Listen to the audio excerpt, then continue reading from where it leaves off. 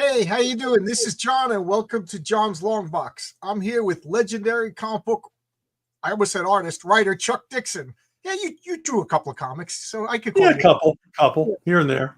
Right. So how are you doing, Chuck? It's been a long time. You're one of my favorite guests, man. Last time you were on my channel, we were laughing, my eyes were watering. A lot of fun. No, we had fun. We had fun. No, Yeah. I'm good. I'm good. I'm busy. Got a lot of work, a lot of opportunities. People keep asking me to write stuff, so I keep writing it. Yeah, it's funny because you said last time we talked that you were that little kid in class that when the teacher would be like, "All right, we got 1,000-word report to do over Christmas vacation," you went home and you did it. Yeah. Yeah. And I just saw in Charlie Brown, he's agonizing all summer over what to do. I was Charlie Brown. I guess you were Peppermint Patty or whatever, But yeah. I'm like all summer long. I can't enjoy summer because I got homework, but I can't do the homework because I have to procrastinate. So I wasn't that kid on New Year's Day writing the essay. No. So that's how you do your comic scripts, right? I a few times I heard. Anyway, for people who don't know Chuck Dixon is one of the most prolific comic book writers of all time. No joke. I've been reading your comics since Airboy #1. I picked that up off the spinner rack, Cool. in a comic book. So and you has said on Wednesdays you do Ask Chuck Dixon on YouTube. I love that, or as I call it, the $20 show, because you always bring out stuff. I literally have a stack over here of Tex Ritter, of Blue Coats, Uncle Scrooge. You recommend this? You didn't recommend this, but I bought this because you were talking about pulp. I kind of agree with it. It's kind of, but I felt like as a comic book guy, I got to read the pulp. But anyway, so you can say you read it. So. Yeah, I could say I read it. It's slow going though. But you mentioned that you always worked ahead of your scripts. Like you were like 6 issues, and then you were like, well, what else you got for me? And right. I'm just wondering, like, I see a lot of comic books being late these days. What is your secret? What are you just born disciplined? Did you train yourself? How do you? Because I would like to know. Well, I think the bottom line is just love it. I like doing it, writing comics is kind of in my DNA. It just comes naturally to me. From a childhood spent studying pages of comic books. Yeah. And just learning the language, language of comics, learning the medium. I love it when you give me the opportunity. I worked a lot of years trying to get into business. And so once I got in, I was going to just work my butt off. I remember Charles Schultz was interviewed one time and they said, you've got all this money. The guy was a billionaire, right, off of Peanuts and Charlie Brown. And they said, why don't you travel more? Why don't you do this? Why don't you do that? And he goes, I worked so long to do what I'm doing now, to do what I love, that this is all I want to do. So he just stayed in California at his studio and just worked. And I feel the same way. I love doing this. Another thing I enjoyed listening to your Ask Chuck. I tried it every time I have a comic book question. I'm like, I'm gonna go ask Chuck Dixon. It's a great resource. So one of the things that you said that always struck me is you didn't like to have exclusive deals with Marvel or DC because you did all your work in 1 month, and he goes, and now what? For 10 months, I got to sit here and do nothing. So I would sign I signed an exclusive with DC one time, and I signed it in October, and by April, I had run through the guaranteed amount, and I said, okay, what do I do now? So they just started giving me stuff, to keep me busy. Oh, okay. So it's still, you can't work for Marvel. You can't work for. No. I had met my commitment to them, but I was still exclusive, so I was writing what they called special projects comics. I was writing like Superman meets NASCAR racers, and stuff like that. I did a story for Six Flags Great Adventures map book, so they just try, and then a bunch of 80-page giants. They started throwing 80-page giants at me. So, so I could keep going, keep busy. Otherwise I'd go crazy. Marcus installs cable. He's always driving up and down the just north of you, North Carolina and South Carolina. He says it's great for long drives at work. Yeah, I have an hour commute to work, and Wednesday, I look forward to that. 6 o'clock in the morning, I get in. You already released it, and I just listen to it. It's so good. It's a lot of fun. So many people say that I've added "Keep Your Eyes on the Road" to my introduction at the beginning of them. Yeah, well, yeah. Have you met me? I crashed in July and broke my neck. So yeah, low blood sugar and driving is not a good combination. Oh no, that's not good. Yeah. It's fun. I take the train every day, and then one day I decided to drive. Yeah, so there you go. A lot of fun. So let's talk. You got a lot of projects. Oh, geez, the elephant in the room. You got a movie coming out. Yeah, March 28th. Yeah, how cool is that? How you said you came this close like so many times, but now it's actually happening. Yeah, I mean, it's a wonder movies ever get made. The process is so long. I mean, this is like 10 years. And it's finally going to the big screen.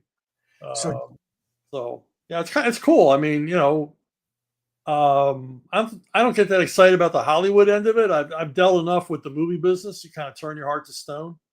But the money's good. Yeah, for those of you who don't know what we're talking about, you have a movie called A Working Man. Right. Is named the movie, and it's based on Levon's Trade, the first of your Levon Cade novels. Did I say that correctly? Okay. Yes. Yeah. Any reason why they changed the title? I have no idea. And you have no control over that, right? No. Once you sign away the movie rights, they can do whatever they want. They could have made a musical. They could have made Levon, Loretta. There's really nothing I can do about it. But the important thing is for you folks who might be signing a movie deal is don't give them everything, because they always want everything. They wanted audio rights, they wanted comic book rights. I said, no, you're getting the movie rights. You're making a movie, that's all you get. Oh, really? So so they can only make a movie. Oh, that's good, because now in the comic book people want to. So yeah, there you go. I didn't even think of that. So many people. I'm working on a Levon's Trade, a graphic novel now. So. Is it too soon to mention like a publisher or crowdfunded or anything? Yeah, it's a little too soon. We are going to crowdfund it. Okay. So it's going to be a big push. Brings to the next thing, everybody's talking comic books. Is this the death of direct market now with Diamond going down? I never thought of it until listening to you when you said that direct market was the first nail in the coffin of comics. Yes. And being I worked in comic book stores. I love comic. At first, I'm like, no, Chuck is wrong. But I went back and started looking at new sales, and I talked to other creators, and they all agree with you. That shows. Is this the second nail now?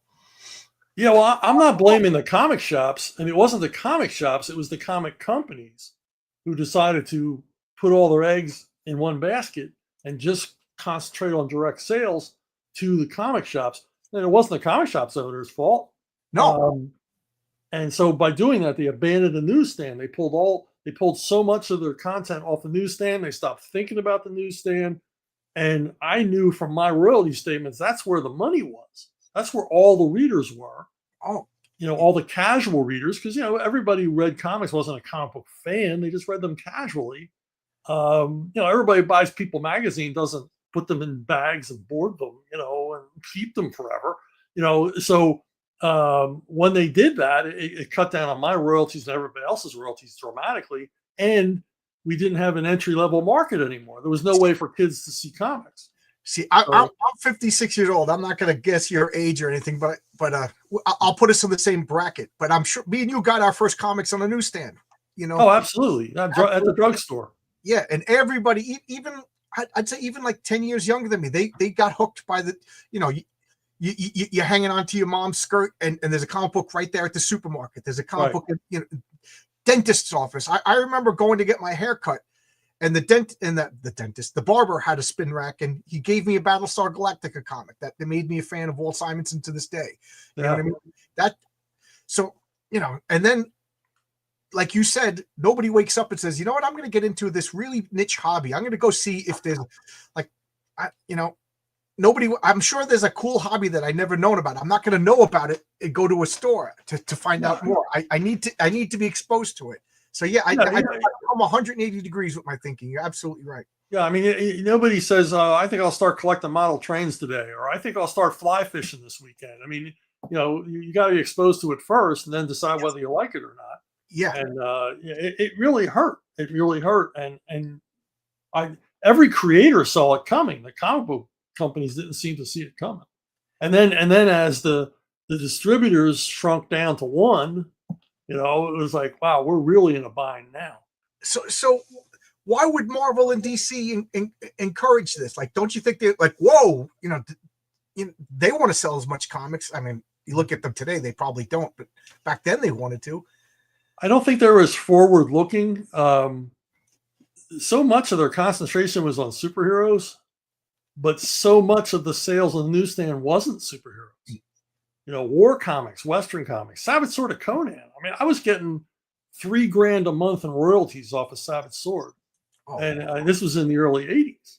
Oh my God, that was a great pay, more money than I'd ever made in my life, and that was the royalties, and plus I was getting paid to write it.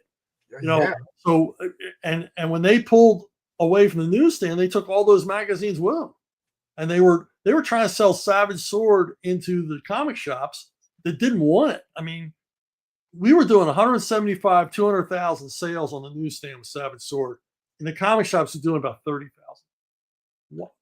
Why would you abandon that market? But it's inexplicable to me. I don't understand it. It's so nearsighted. You've heard me on Ask Dixon talk over and over again how in the early 2000s, when the Harry Potter thing hit, that this was a time to go after young adult readers. Yeah. And Marvel and DC rejected it. They didn't want to go after young adult readers. They said, that's not our audience. Well, yeah, it's not your audience now because you skipped a generation of comic readers by abandoning the newsstand. Here's your chance to get them back. And every opportunity they had to move into that market, they refused to move into it. Just a couple of baffling decisions. DC had a character called Tim Hunter that preceded Harry Potter, but it was the same thing. He was a little kid, glasses. He even had a scar. He had a pet owl. He was a boy wizard. Right. And when the movies came out, they actively distanced that character from Harry Potter. They aged him up, added some sex and drugs into his comic. And I was like, what are you guys doing? You couldn't have been sued. You guys were first.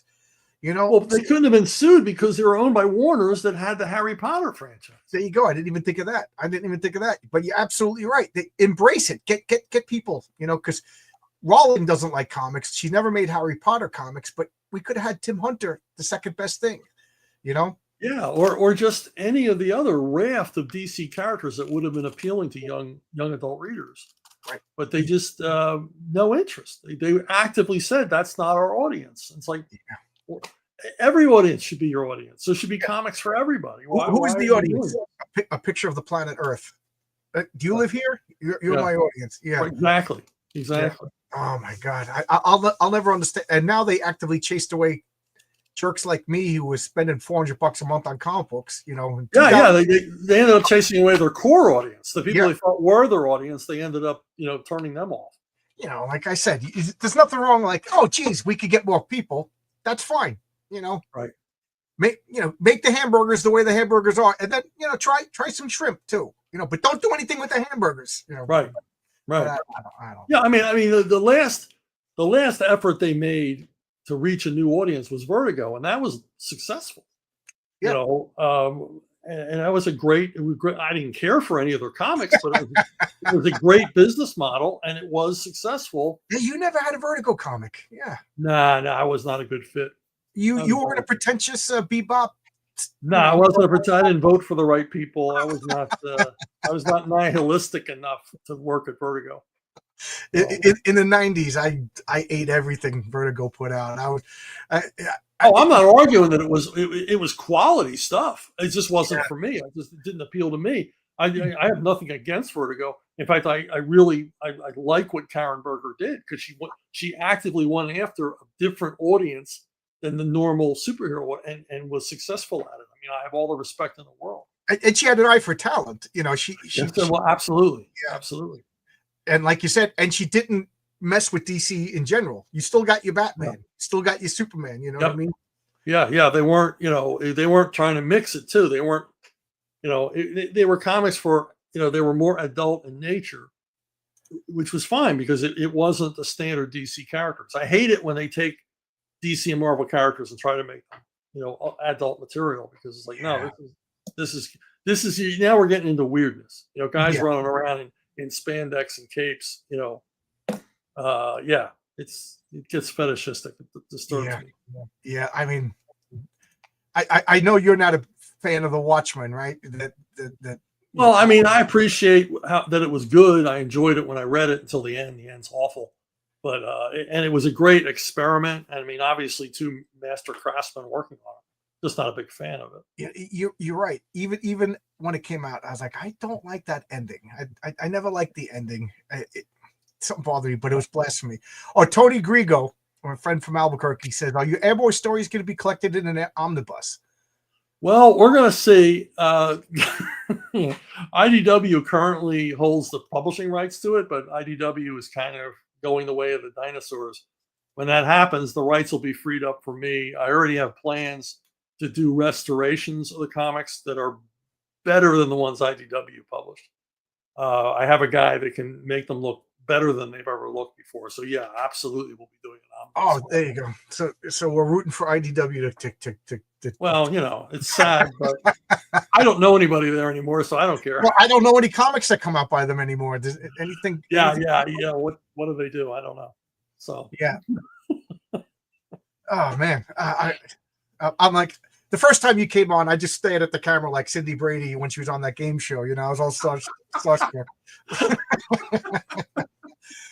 But it's good to talk. We were talking before we went live that Chuck lost 20 pounds. I gained 20 pounds. So don't worry, the Earth's balance has been maintained. Oh yeah, it's fine. We're good. We're still spinning on the axis at the proper speed. So we're calibrating it. Just John and I are calibrating it for you. Yeah, I'm in. It was funny because one day I was just like, I'm fat. Oh, Chuck Dixon lost more weight again. Damn it. There you go. I don't know. Chuck's got that Hollywood money, but I don't think IDW's worth buying. No, I don't see anything there I want. So yeah, what do you get from? Because IDW is all licensed product anyway. Just you could get all the other stuff, right? Yeah. They don't. They haven't had any independently produced stuff of their own. It's a shame. They don't have any IP. I mean, they had 30 Days a Night. Yeah, that put it on. But even that was licensed because it was creator owned. So at least Graham got the rights back to Girls from Dimension 13 from Aftershock. Yeah. Oh, speaking of Graham, one of the things you mentioned was Joker, Devil's Advocate. Yeah. And I went on eBay before everybody else, and I got myself a nice hardcover edition. That was excellent.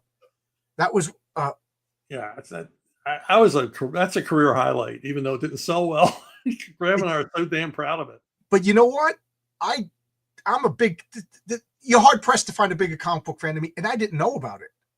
Yeah, seriously, that was the problem. I mean, they promoted it. We said, market it. It's a special event. It's a big Joker story.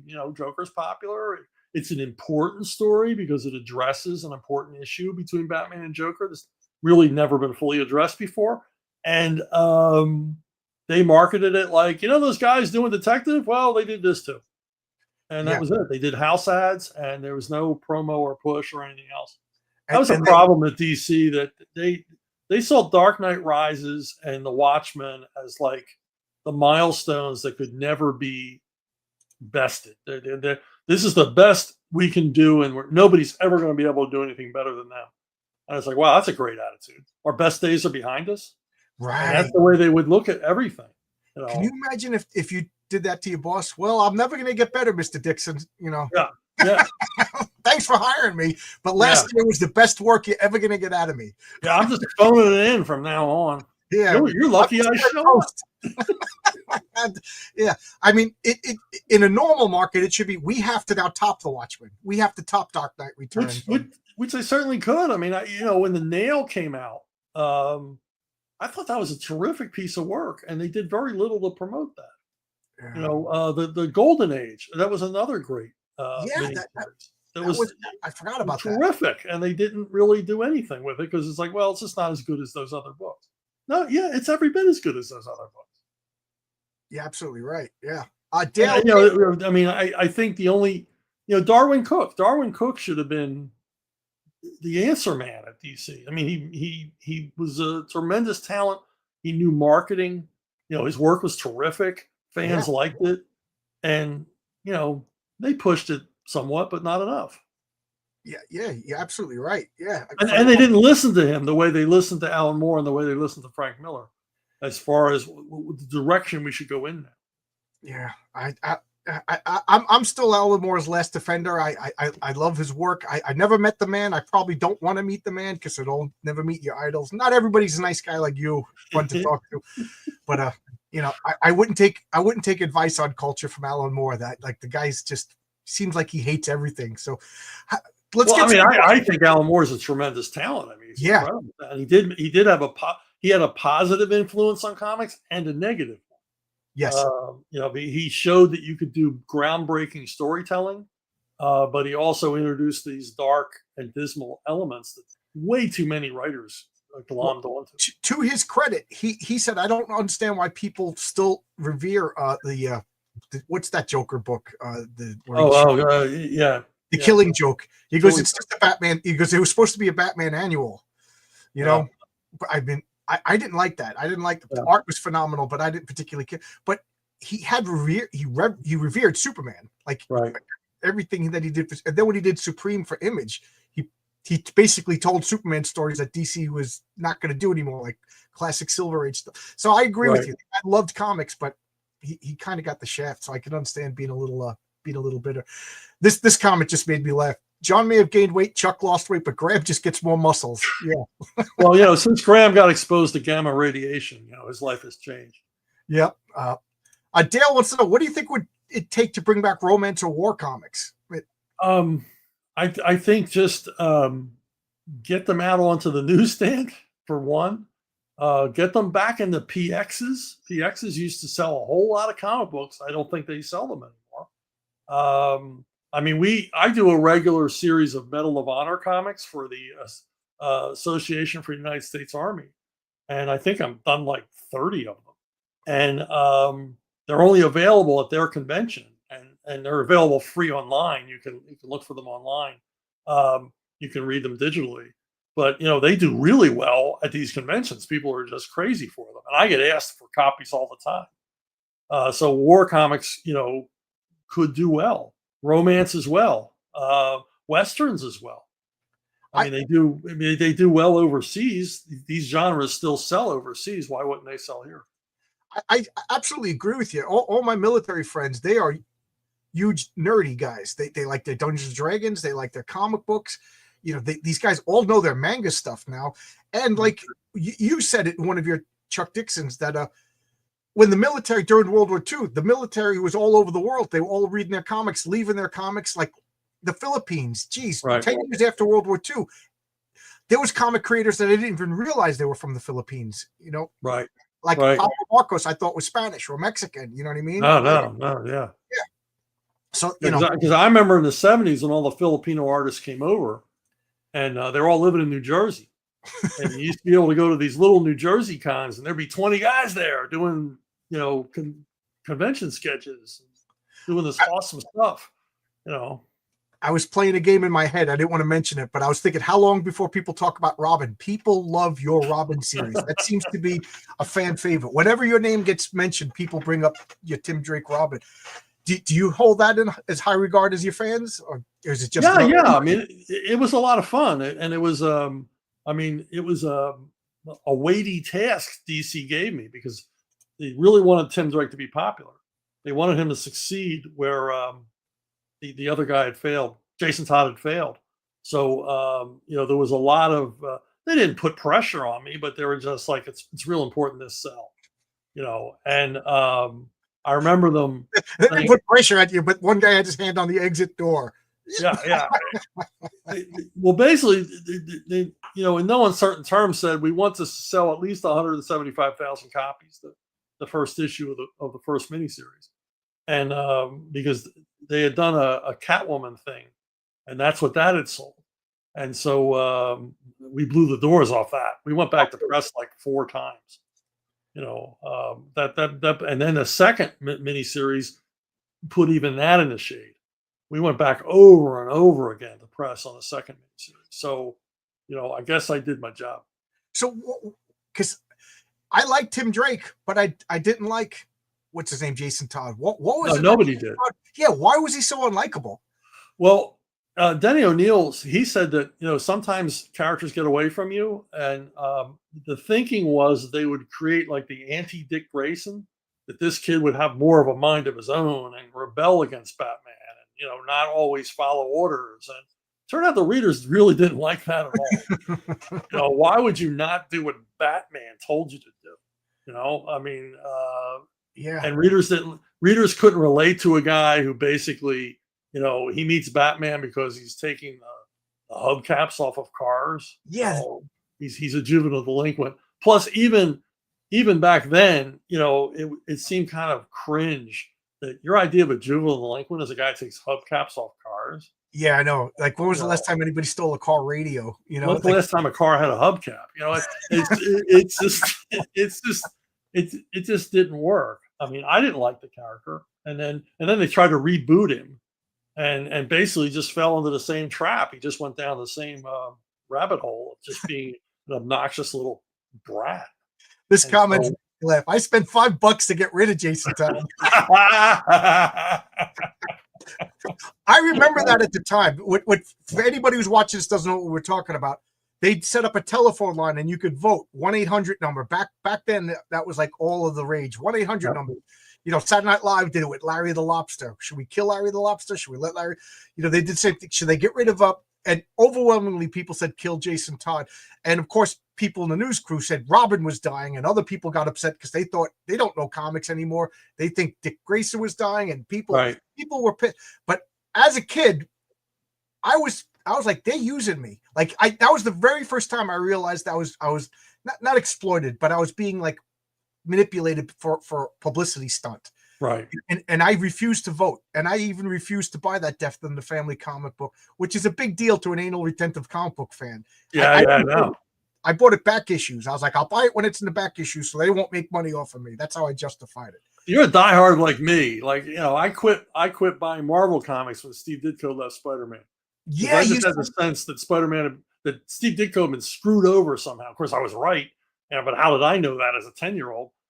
But I just had that idea. I was like, I'm not buying from these. They're not getting another cent out of me because they screwed my man, Steve Ditko. Yeah. Here's another thing that you said that's become part of my daily lexicon is kids are smart. Yeah. Like you keep saying for children's books, you can't just write drivel, No. Yeah. For those of you who don't know, Chuck you have an extensive list of children's books that you wrote, right?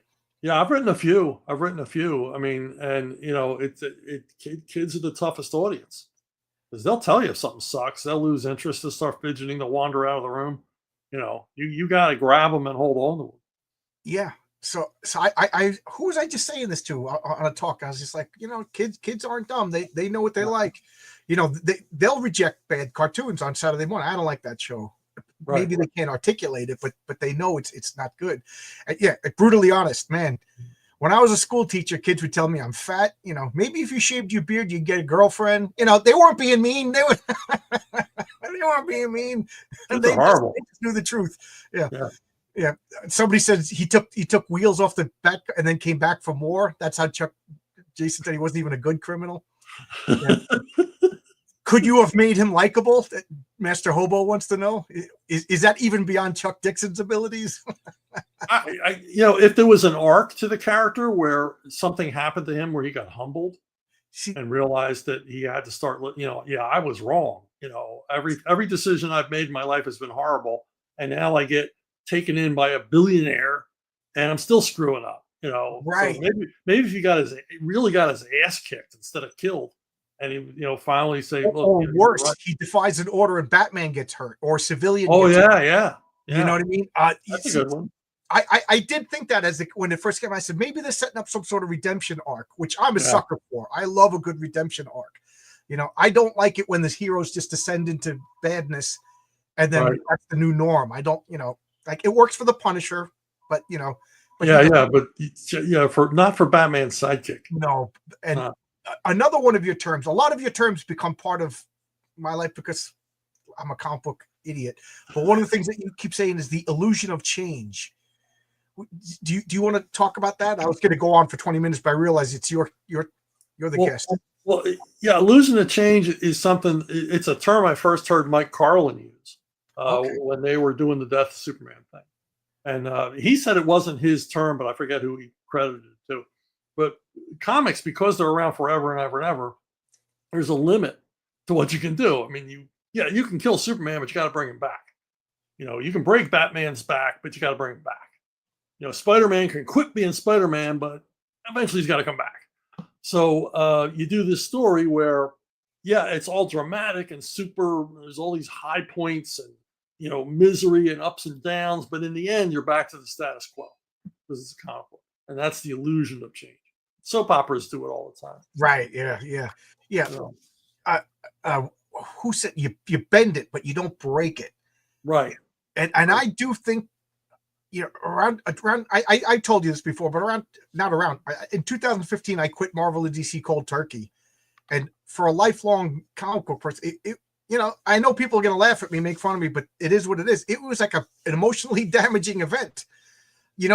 Just imagine you love fishing, and you're just like, I'm not fishing anymore, and you look around and you still got all these fishing poles around. You know what I mean? I still have, and I was almost done with comics, and I found out about crowdfunding comics, and I got really excited again, and here I am. But DC irreversibly broke, and Marvel irreversibly broke, and I've come to the conclusion that I was a fan of continuity. Like I love that Spider-Man. The Spider-Man of 2010 was the same Spider-Man of Ditko. Just the creators changed, but all the editors of Marvel, the only big change was that one more day. But the less I talk about that, the better. But it was basically the same. And the Fantastic Four and the Atlantis was this Atlantis. And then I started to notice that they didn't pay attention to continuity anymore, like little things. And then those little things, I was like, this isn't Stan Lee's Marvel Universe anymore. I love this little Lego. This guy, Chuck Dixon, added this. Mike Barron added that. And you added. But nobody ever took away these Lego pieces and rebuilt it over here. DC rebooted. And that's why I never got into DC as much as Marvel. Yeah, we were interested in playing in the playground and playing with these characters we loved, but we weren't, like you said, we were going to bend them, not break them. And we were going to explore things about them. I mean, I love looking at the logistics of Batman. How does this actually work? How did this happen? How that happen? And I can explain it in a way that doesn't take anything away from it. It actually makes it seem richer and more believable and more grounded in reality. And you mentioned Mike Barron. What Mike Barron did for the Flash in the short time he was on the Flash was fantastic. Yes, he asked all the questions nobody asked, like, this guy's metabolism, he's got to be eating all the time. I love that. That was how many pairs of shoes does this guy go through? And he's dealing with heat and friction. And Mike thought of all these things that all the years I've been reading Flash never entered my mind. And it made it a richer, deeper reading experience. And it didn't take anything away from it. It was still a superhero with fantastic powers and all the rest of it. But now it's seems even more interesting. Right. Dr. Mess says continuity is hard. They don't want to put in that kind of work. That's why they came up with the multiverse. I think that was the most success. I hate the multiverse. To me, it's just cop out.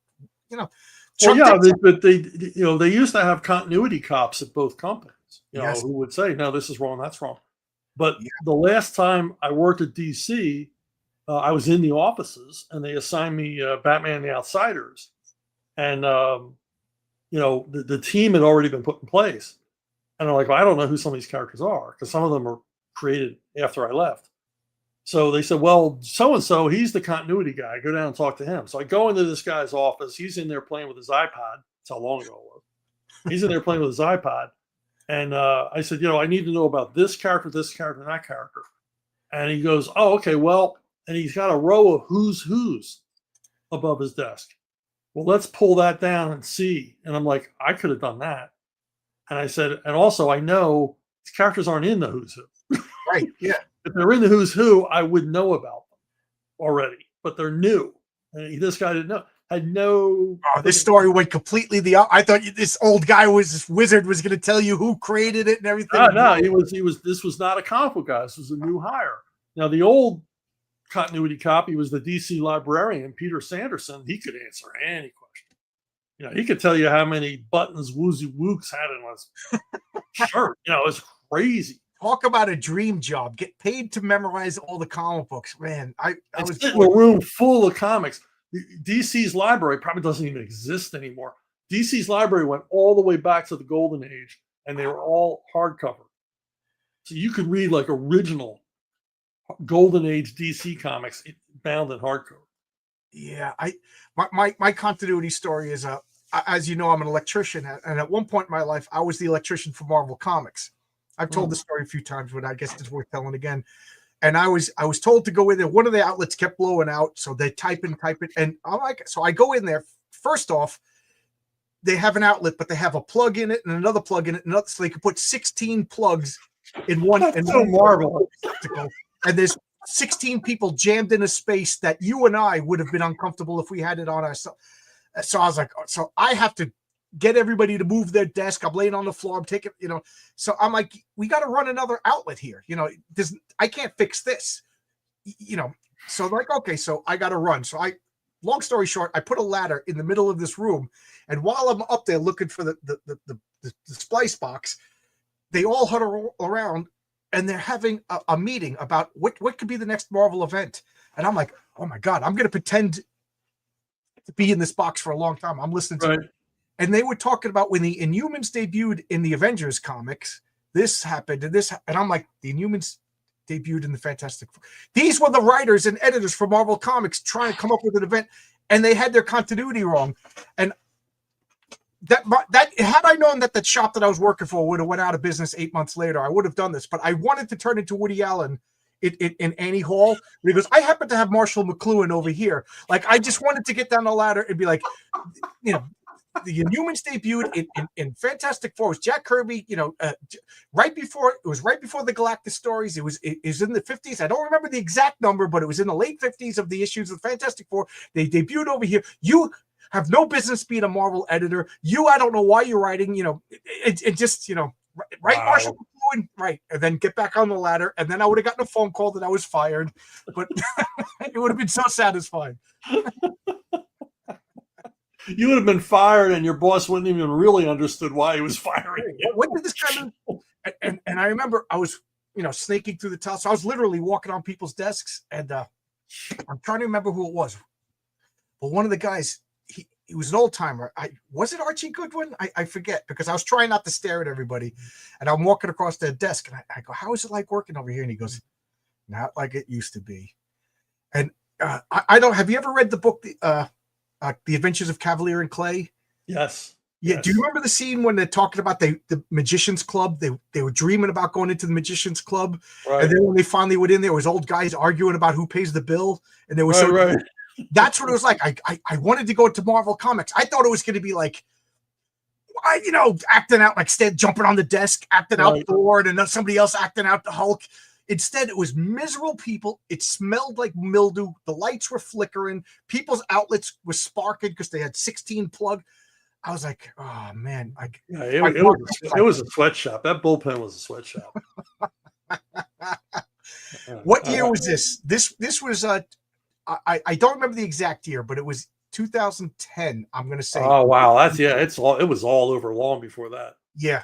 I do remember I walking in, and I was nervous, and I had my pass, and I was all proud of myself, and they had a beautiful receptionist, and they had this fish tank, and I'm like, this is going to be so great. Little did I know that was all the showpiece. Once you got past the fish tank, it was like miserable. That was the tourists had arrived by then to take over the company. Yeah, so was it Archie Goodwin? No, it was not definitely why Archie was. Yeah, he was long gone. I forget who it was, but it was a name I would recognize. I gotta look through all the old, but it was an old timer. And I think Ralph Macchio was still around at that point. And I remember Joe Quesada was in his office that looked beautiful, and I had to go in there and be like, "This is all your fault, by the way," and then just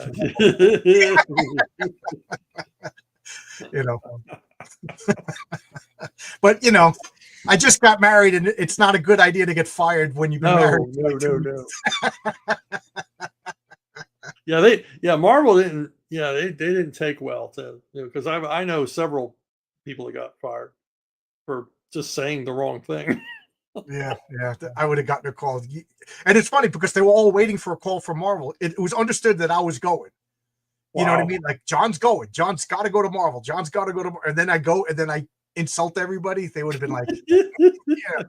And then I stupidly, after work, I went down to the DC offices, and I go in. There's a receptionist, and there's that Clark Kent thing sitting in the chair, and I show them Yeah.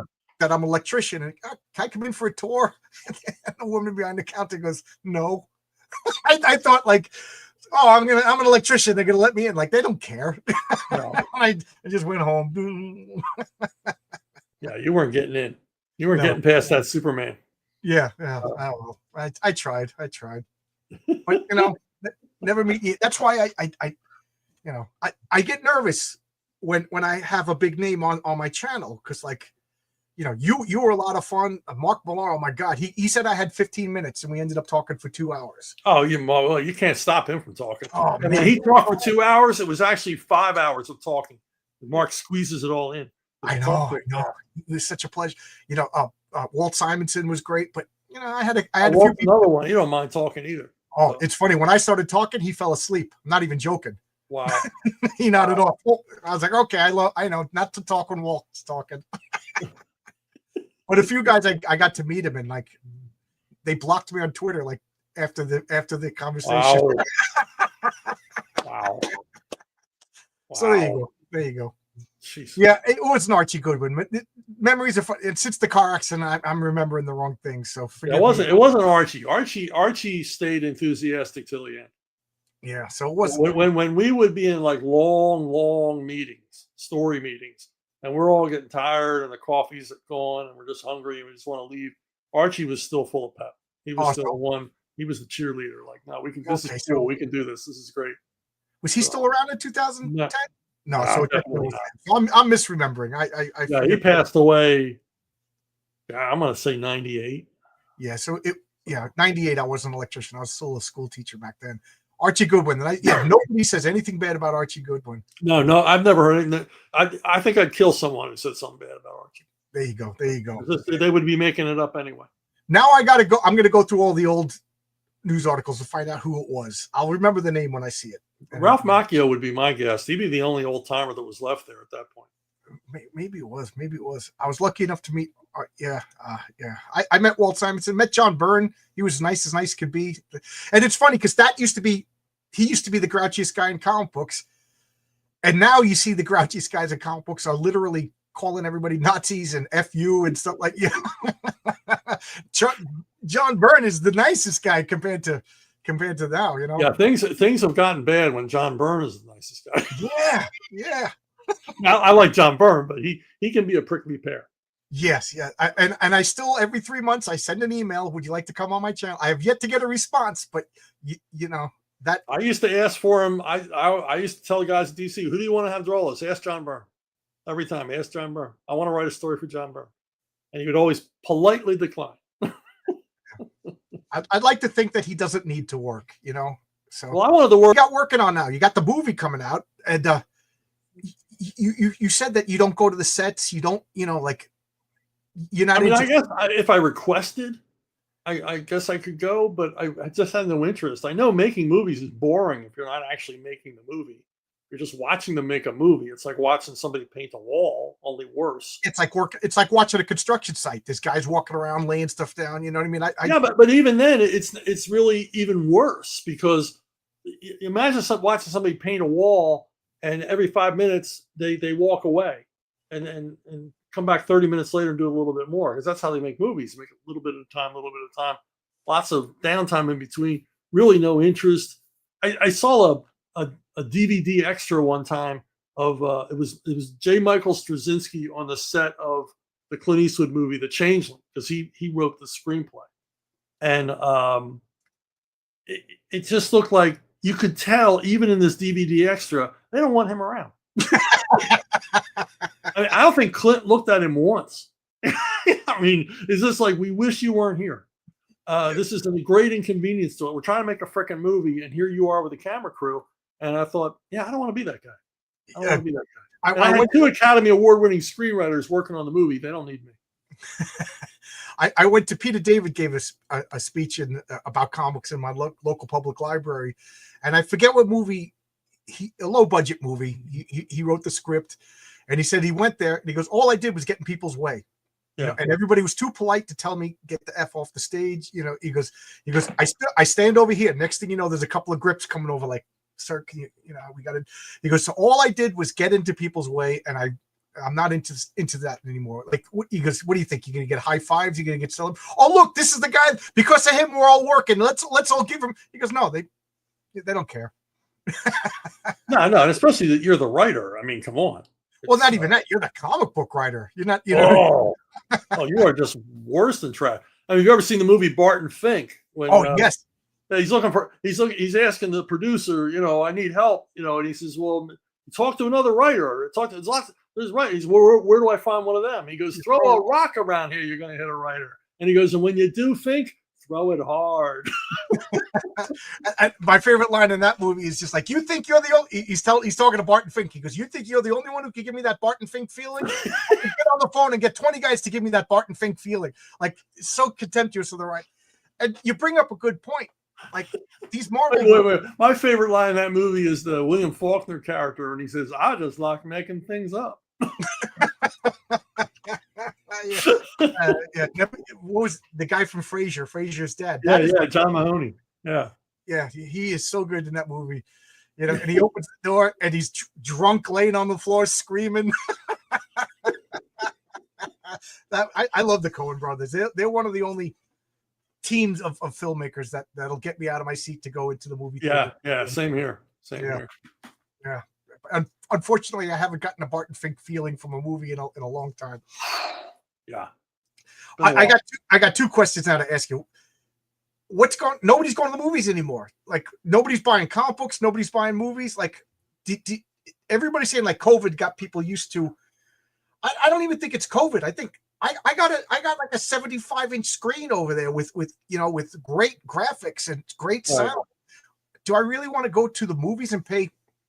It's just my wife and I don't have kids. It's because we're slobs. I get the Bavarian pretzel that's this freaking big. I get a soda like this. I'm like a little kid in a high chair looking over my stuff, and it's $100 to go to the movies. You know, or I wait 3 weeks and it's on TV. Yeah, I mean, I haven't been to the movies. Steve on Cade, guys. The people watching this. Yeah. Go see that. Yeah. It's you know, I guess like you said, COVID got us out of so many habits. You know, it's like, well, I don't want to do that again. You know, and we see some movies do really well, but you know, of course, you know, the quality of the movies went downhill. You know, there's nothing really earth-shattering you need to see.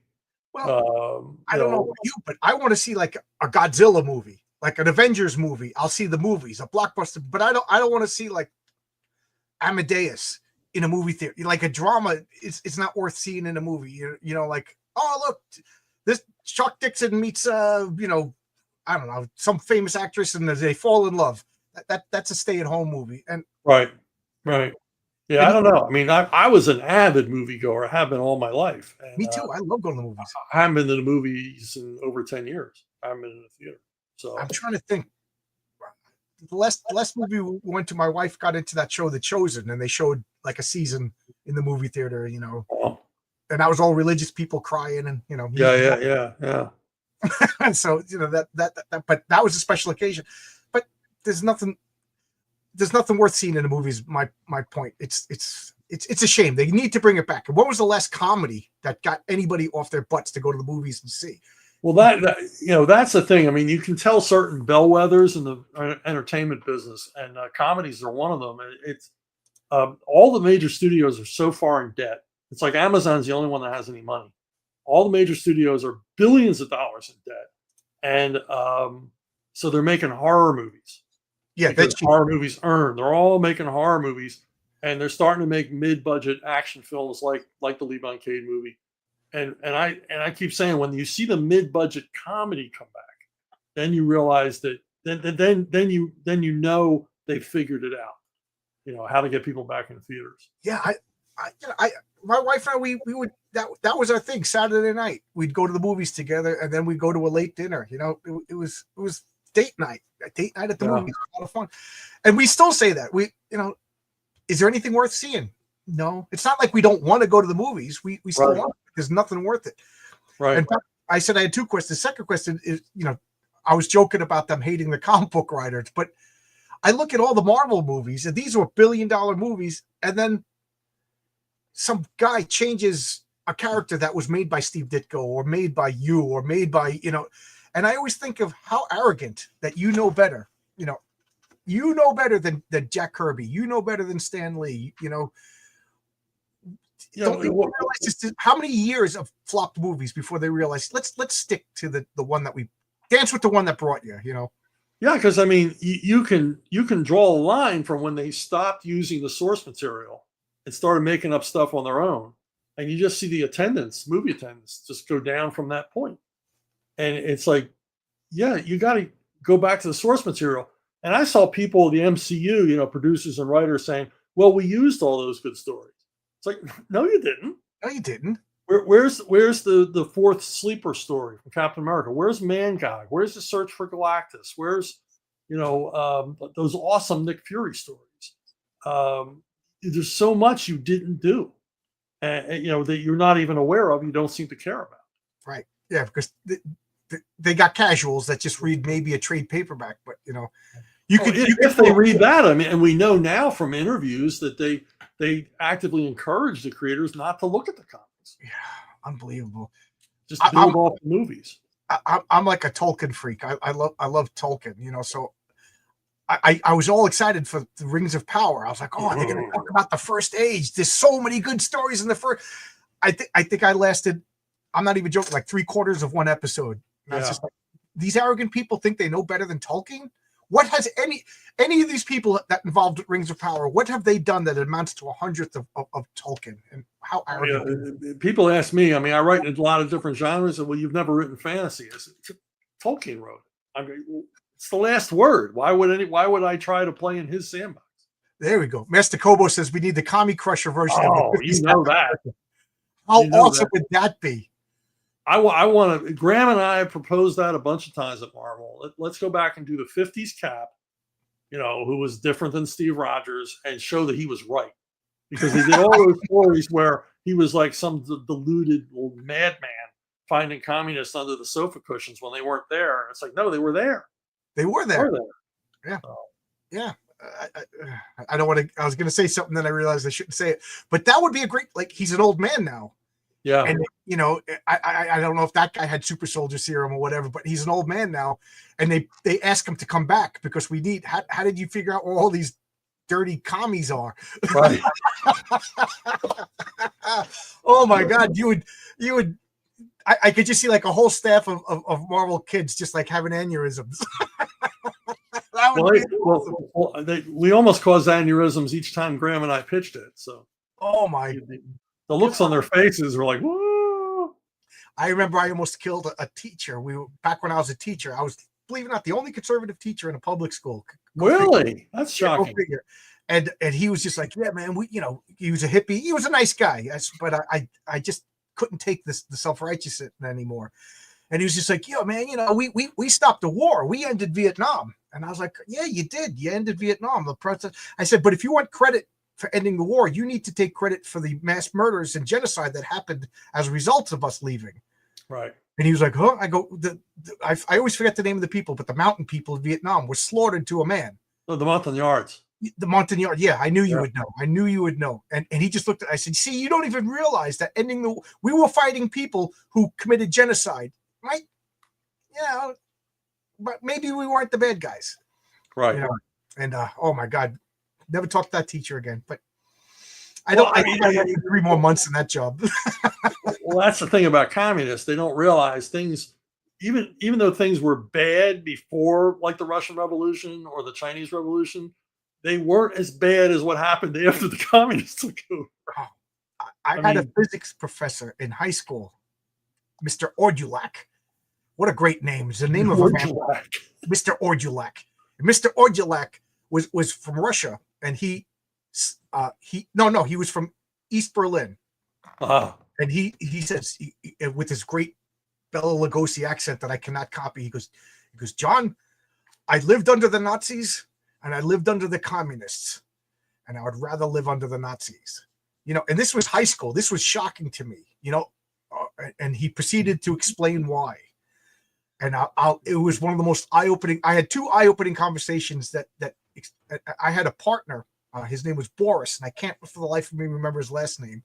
And he came to the United States in 1987. And he was quiet. He never talked.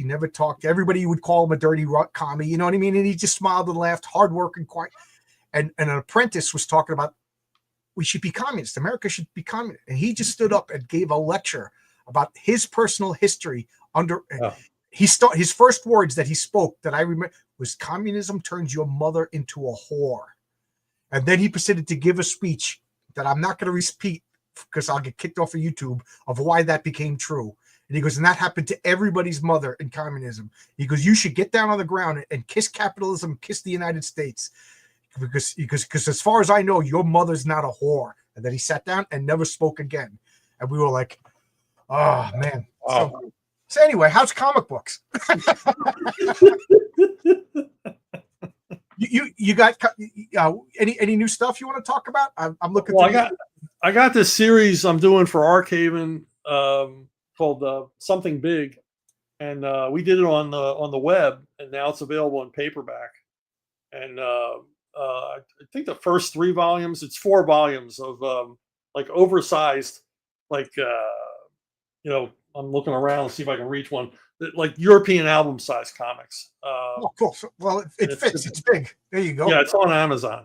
So there's 4 volumes, and they're all, if 3 isn't out already, it's coming soon, and we just put 4 to bed at the printers. So. Oh, cool. And so this is number 1 of 4. Yeah, oh. And it's like 50 pages, and it's a large, like, European album size comic. Oh, cool. It's only card covers. Again, and, me and Frank Fosco, and it's an alien invasion story. The premise is that aliens invaded Earth, conquered it.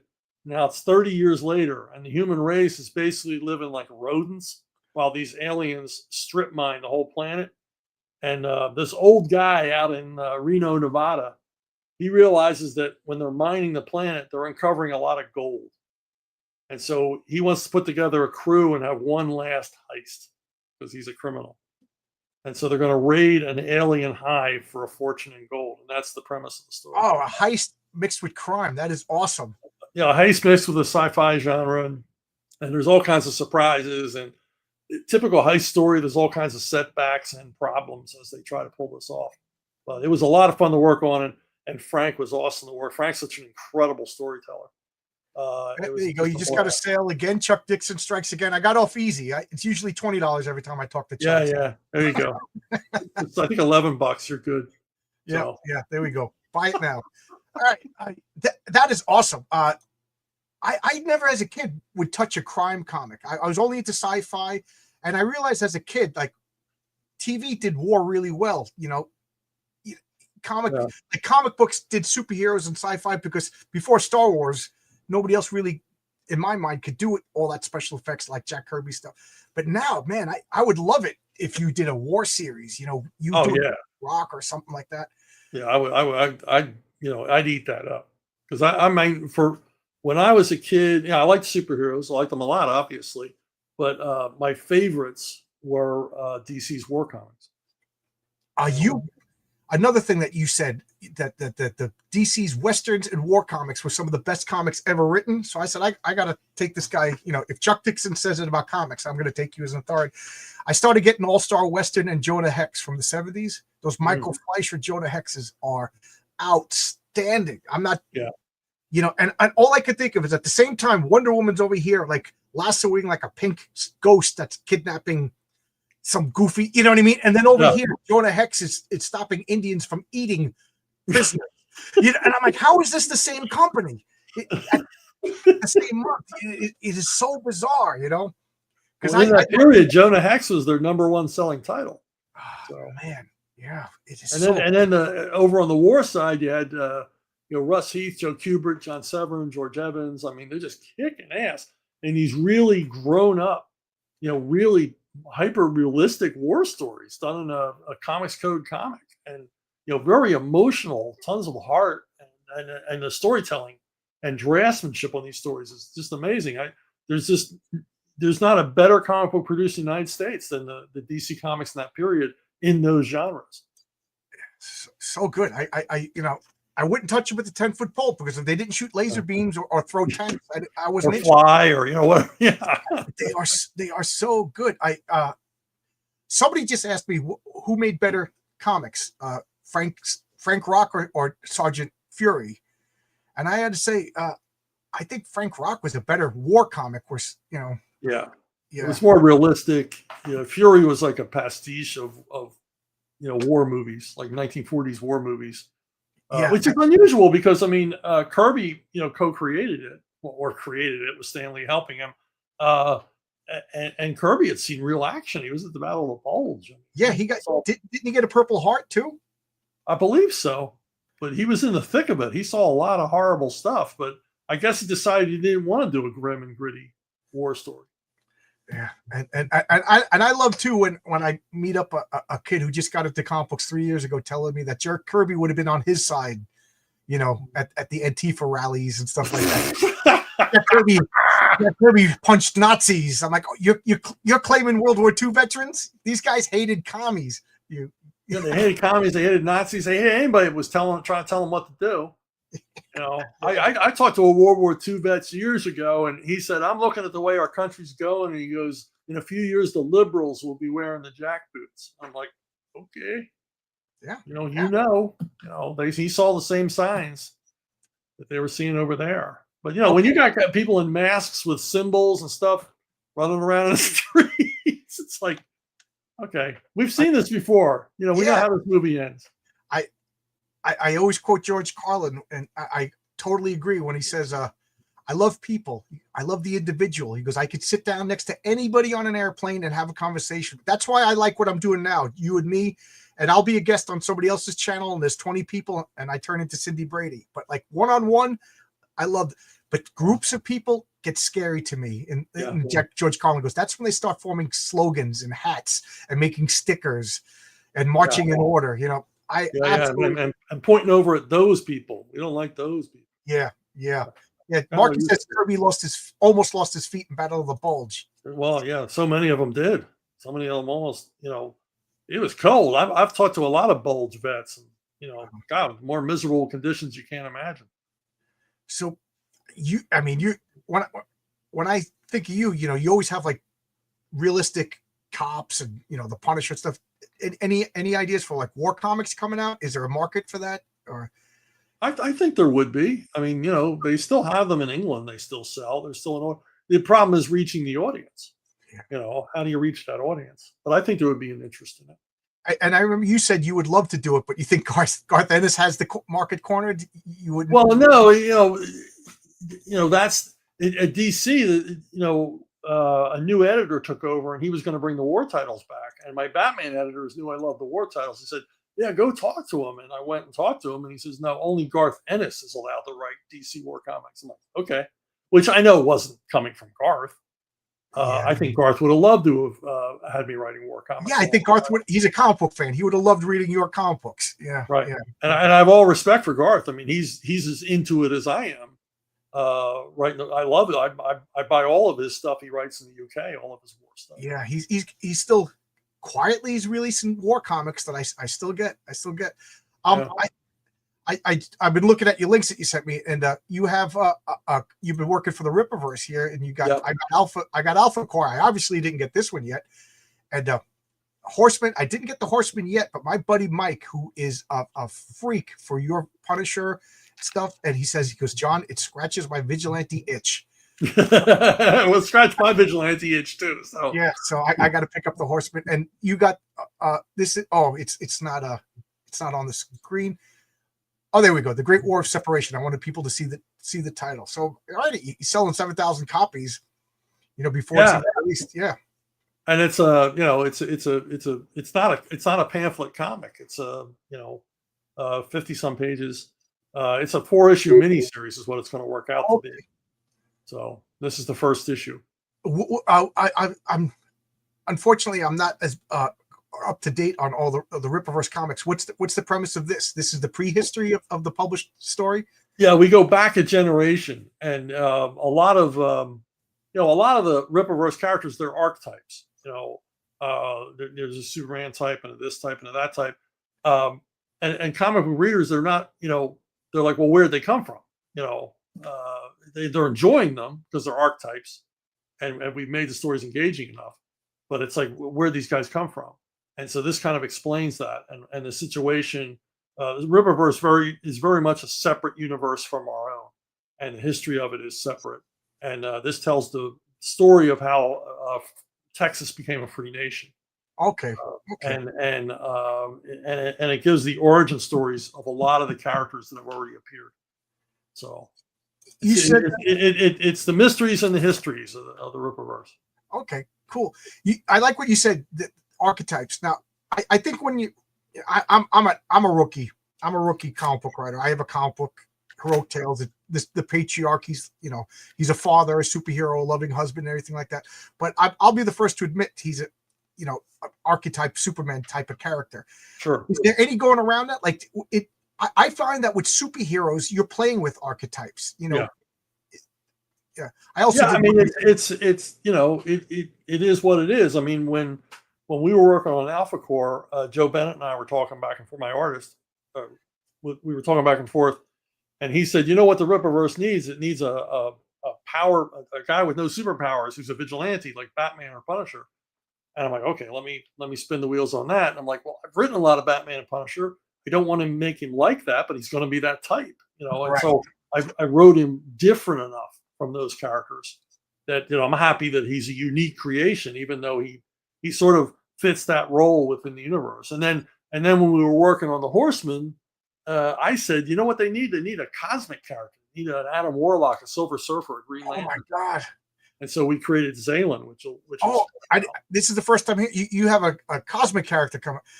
Yeah, I know you could write anything, but I'm trying to.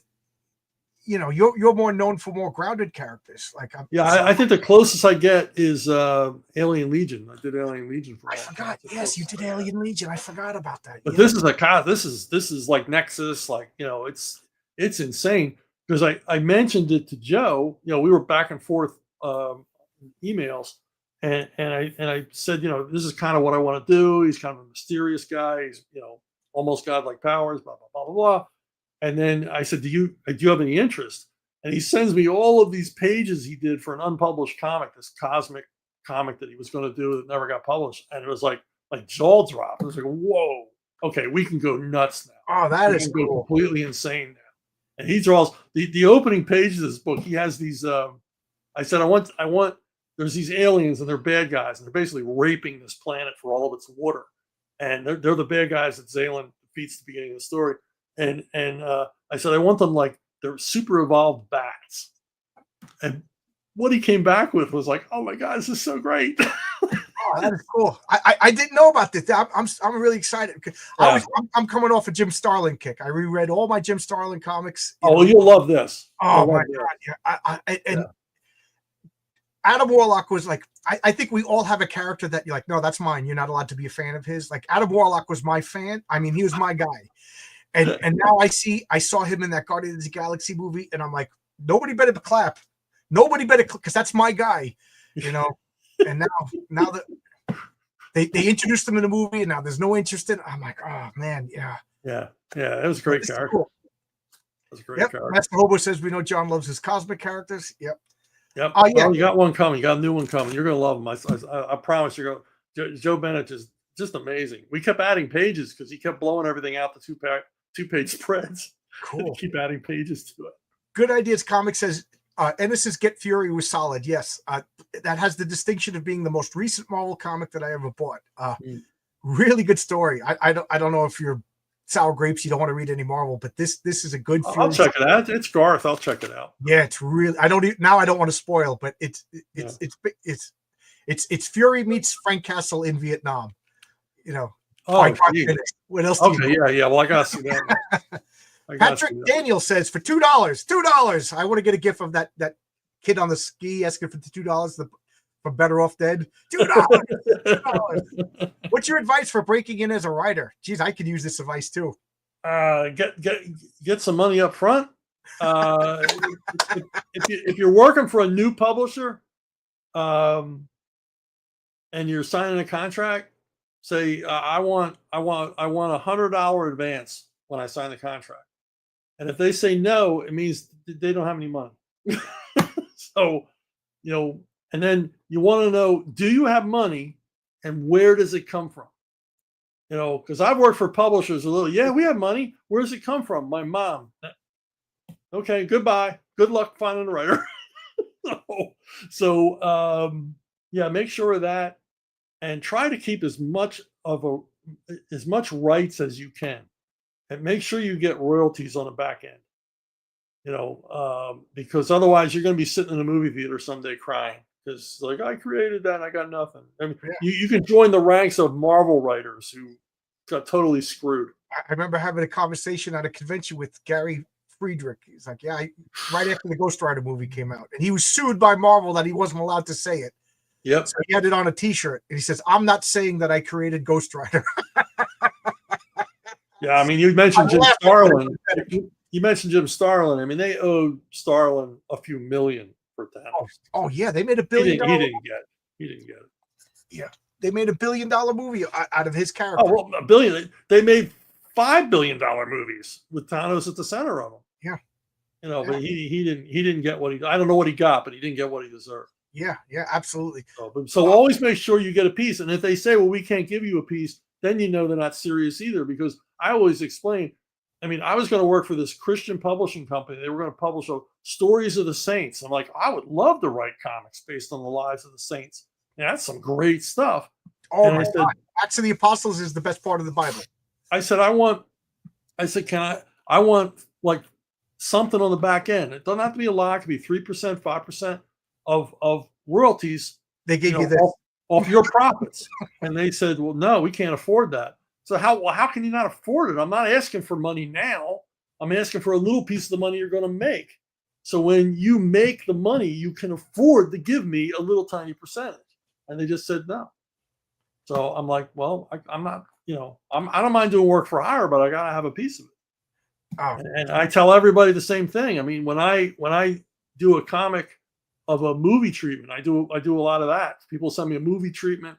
I write a graphic novel based on it, and they use that to help pitch the movie. And I said, look, I'm creating dialogue. I'm exploring your characters in a way they're not explored in the treatment. I'm exploring relations, everything else. I need a piece of the movie. And they always say yes. Oh, okay. That also went in a different direction. I thought they always say yes because it doesn't cost them anything. Yeah. And if they make the movie, they're swimming in money. They don't mind writing me a little check. So and did that comic about the apostles ever come out? Maybe, I don't know. Oh, I was gonna say it never, because if it never came out, then yeah, they didn't have any money. You know what I mean? It might never come out. So. Yeah. Oh, Matt Barr's here. I think you know Matt Barr. Yeah, I know Matt. Yeah. The Rock and Roll Ninja starring Pedro Pascal. Not only is he going to be in Rock and Roll Ninja, he's going to play all of them simultaneously. And they'll all have mustaches. Yeah. Same one. Yeah. Oh, man. They're going to make a movie with Pedro Pascal and Zendaya. And, that's it. And that'll be the end of cinema. Yeah. Yeah. Rock and Roll Ninja, by the way. Theaters all over the country. I absolutely loved Rock and Roll Ninja. I thought that when I heard about the premise, I was like, this is just insane. Well, that's all down to Matt, man. He made that, I mean, you can write a story like that and it can fall flat on its freaking face. And man, he just took it to the moon. He just took it to the moon. I can't imagine anybody else throwing that other than him. And of course, Richard had the crazy idea of doing it in the first place. Yeah, so. Even Matt Barr will be played by Pedro. Pedro will draw Pedro Pascal. Pedro will draw the movie comic, the movie tie-in comic. That comic, I said to Matt, that the thing that really got me was, you could tell Matt's been on my channel a few times, and we both were New York City punk rockers around the same time. I said, the stuff on top of the buildings, the only other artist that ever did it was Frank Miller. And Frank Miller, during the Daredevil runs, nobody's around. He would go to the top of buildings and sketch all of those water towers, all that stuff, that unsexy part of Manhattan, that right. only construction workers and crazy artists notice, and that sold me on that. I was like, I do feel like I'm in Lower Manhattan in the 80s. Yeah, so Oh good. yeah. I mean, it takes you right there. It takes you right there. Because I was giving him like hints for locations and stuff, and eventually I just said, "Look, you know all these places. This is all places you know." So I asked Matt. I said, if you're gonna have them playing CBGBs. I said, could you just draw a little me in the crowd? You just draw me in the crowd. I don't have to be fat and I don't have to have a beard. I wasn't back then. And you're working on a sequel, right? Yeah. I wrote the sequel. He's working on it, so can't wait. That was fun. So now him and Richard are getting ideas to do a sequel to the sequel, but they're moving up into an era of music I'm not familiar with, so I don't know. Yeah, I'll try to work on it, but I'm not sure I can keep up with them. So now I got to ask: Are you a punker? Did you listen to punk back then? Oh yeah. I love it. I mean, when I was in high school, I listened to all stuff from the 50s and early 60s. I didn't listen to what was out at the time. I was in high school in the early 70s, and I didn't like progressive rock or any of that stuff. And I continued not to like it. And then all of a sudden, new wave and punk comes along. And it's like, oh my God, 3-minute songs are back. Songs with hooks and lyrics that I can understand and care about. And I really got into it. So I remember taking my nephew up to CBGB's. It was during the day. Oh, wow. Oh my God, Chuck is blowing me away. yeah, he just wanted to see it and go to the record stores in that neighborhood. But yeah, we were into it. Philadelphia had a 3rd Street Jazz, and in the basement it was all punk and new wave. Oh wow! And my nephew and I used to go there like every weekend. Oh, so that is great. Yeah, I was, I'm trying to think. I think it was 86 was when I started going down to CBGB's. Take the Long Island Railroad, shave my head, wear the Converse sneakers. There was a special cuff that you had to fold your pants in. You had to conform. Because that's what all the nonconformists do. They all conform, exactly. And go down there. And I remember I drove. I took my 72 Plymouth Malibu. It had 2 doors and the thing was huge. Car. You guys don't understand cars. The thing was iron. I used to deliver pizza. If somebody back, I would swerve into them because I didn't get dented. They did. You know what I mean? That's how bad it was. But I remember I parked right in front of CBGB's, and I was like, now I know why you don't park in front of CBGB's. Yeah. I came back, my windows was stashed, my radio was gone. When I took my nephew there, we were kicking crack files like off the sidewalk, so we didn't slip on them. So yeah, there were that many. I went to the bathroom and I had to go number 2. And CBGB's is not the place that you want to put your butt down on because there's needles in the toilet. Right. So I had to. I didn't want to slam dance that day because there might have been problems. But I'm totally blown away that I don't know. Sometimes you see somebody's face and I make like you were a jazz guy in my mind. No. Everybody thinks they're really eclectic with music, but I think I have a pretty crazy music taste. I mean, I like bluegrass, I like country, I like 40s vocalists and 50s vocalists. I'm a big Louis Prima and Keely Smith fan. I like just about everything. Classical. My father had this Louis Prima record. It just had a big close up on his face on vinyl record, and I was so embarrassed by my father's record collection. And I was like, "Look at this." That's how I'd show people. Look at what a square my dad is. So fast forward years later, I'm in college in Albuquerque. And the guys who own the punk rock record, they invite me to a party. So I'm hanging out with the cool guys, the punk rock band, the guy who owns the record store. We're having a barbecue, and this music comes on, and everybody's, dun, dun, dun, it's. I'm like, this is great. What is this? He goes, Louis Prima. I'm like, oh wow, this is awesome. Oh wow, this. And I go to the record store the next day, and he shows me the record that I made fun of. And I buy it. And I said, I went back to my house. I'm like, I am officially my father. You came full circle. So now all I care about is my lawn and grilling. And giving strangers advice. Yeah, I hang around Home Depot all day, going, you don't want that. Yeah. In my neighborhood, I don't tell anybody I'm an electrician. Oh no, you don't want to. That's like telling them you're a doctor. Yeah, I tell them I'm an iron worker. Nobody needs iron work in their house. You tell them you do coding. Nobody wants you to do that. Yeah. Oh, ironwork. Oh, okay. Then you couldn't help me with this. Or they don't know. It's sheet metal. No, they don't know. Mm. Kids staying off the lawn. Kids don't go outside anymore. Nah. Even in the summertime, there's nobody in my neighborhood. There's no kids in the street. My two kids, I got two sons, and we homeschooled them, and we didn't allow PlayStation or Xbox or any of that stuff, and so they went outside, and there was nobody outside, so they just started going door to door. You got kids? So the kids here, they have basketball under their arm, want to get down to the park, and we've had so many parents tell us, "Thank God for your kids, otherwise our kids would have never left the house." Yeah, little chubby 12-year-olds. You know what I mean? Like, we used to drive by the park in our development, there'd be nobody there. And then once my boys started going around the neighborhood, you go to the park, and it's full of kids. So I met one guy in college who was homeschooled, and he said when I was bored, my father got rid of the TV and homeschooled us. And he was always a little odd, but he was so interesting. And this guy just breezed through college. He was like, "This is too easy. This is too easy." And I started to realize, wow, all of these kids that are homeschooled are the top kids in the schools. And they're odd, but they're odd in a charming way that people gravitated towards them. Yep. You know? So my oldest boy went to college, and he would challenge course after course. And it was like $500 to challenge the course, as opposed to $4,000 to take it. And he was ace in history, English, all that stuff, because he just knew it. So do you teach, like, you're writing? So I was terrible. I was like, I turned into Homer Simpson, 3 flashcards, and I just lost my temper. Like, why can't you get there? And my wife was so patient, and she read so many books because one of our kids is autistic, mildly autistic, and she read, and our other kid was nonverbal. So she read so many books on how to reach them, and they both, learned to read, love to read. They're smart guys. They're both hard workers and everything else. And, but it was all her. It wasn't me. I was like, I'm going to take credit for him acing the history course, because I would talk a lot about history. If we were on like a long car drive, I would just start, my lectures.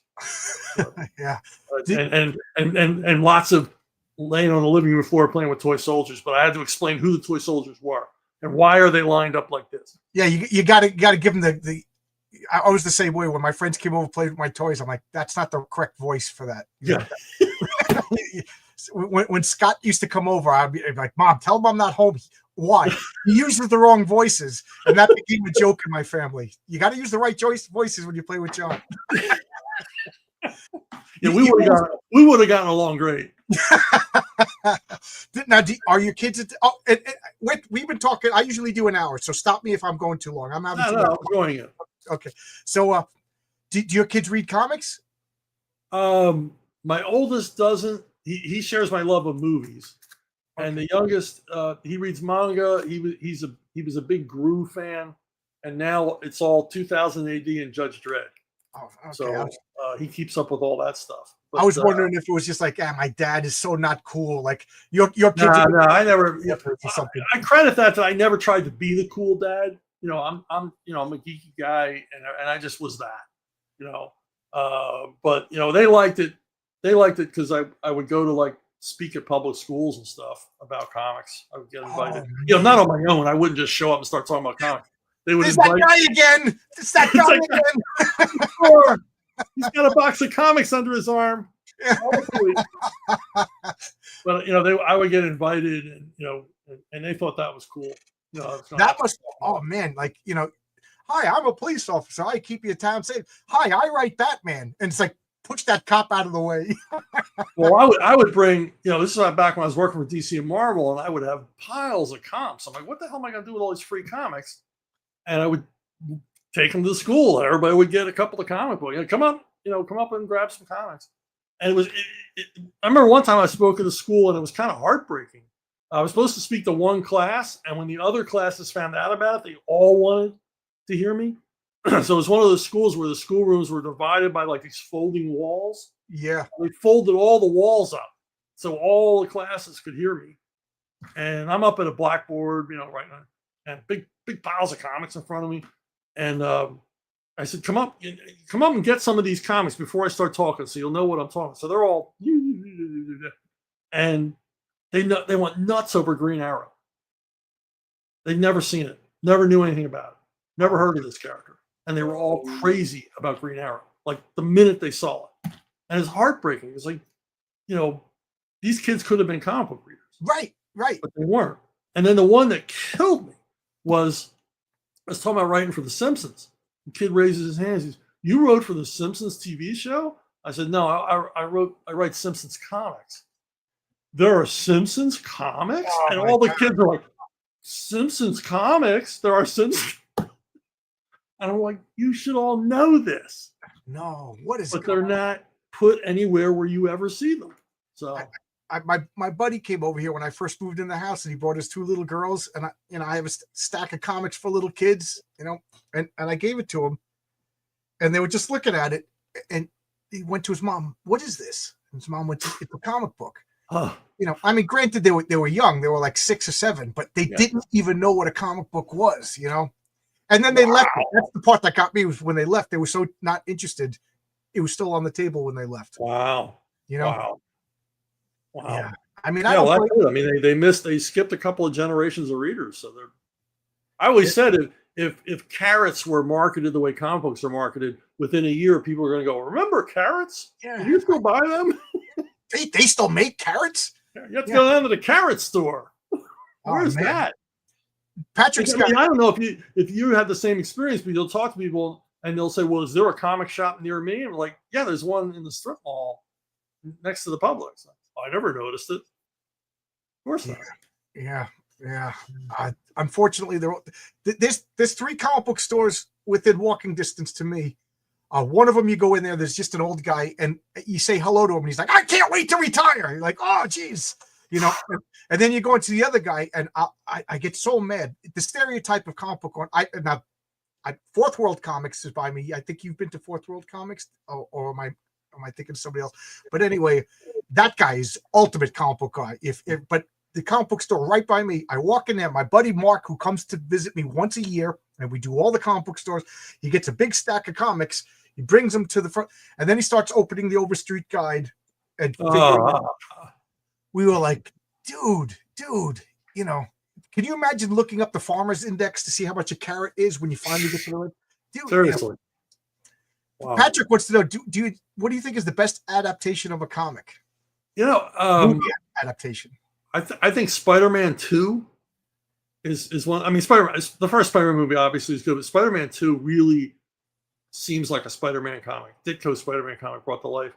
And the other one is Kick-Ass. I love that movie. I was just reading it last night because I love that movie. I can watch it over and over and over again. So yeah, I don't know what it was, but when the concept of Kick-Ass offended me, and I bought the comic because I was obsessive, and I just reread Kick-Ass for the first time, and since it came out, I was laughing. I was like, "This is so good," Yeah, it's so over the top and crazy. Yeah, I think I got the humor. I got the humor. Yeah, and it's done with affection for the genre. So it's funny because one of the scenes that made me laugh out loud in Kick-Ass 3, they've been living in Hit Girl's secret hideout, and there's a refrigerator, there's a TV and stuff like that. Hit Girl breaks out of jail, goes to the hideout and finds them all there. And she's like, "Well, let's get the Kick-Ass mobile." And they're like, "What are you talking about?" And the Shakespeare statue that you've always seen in the background, she twists it and hits the button.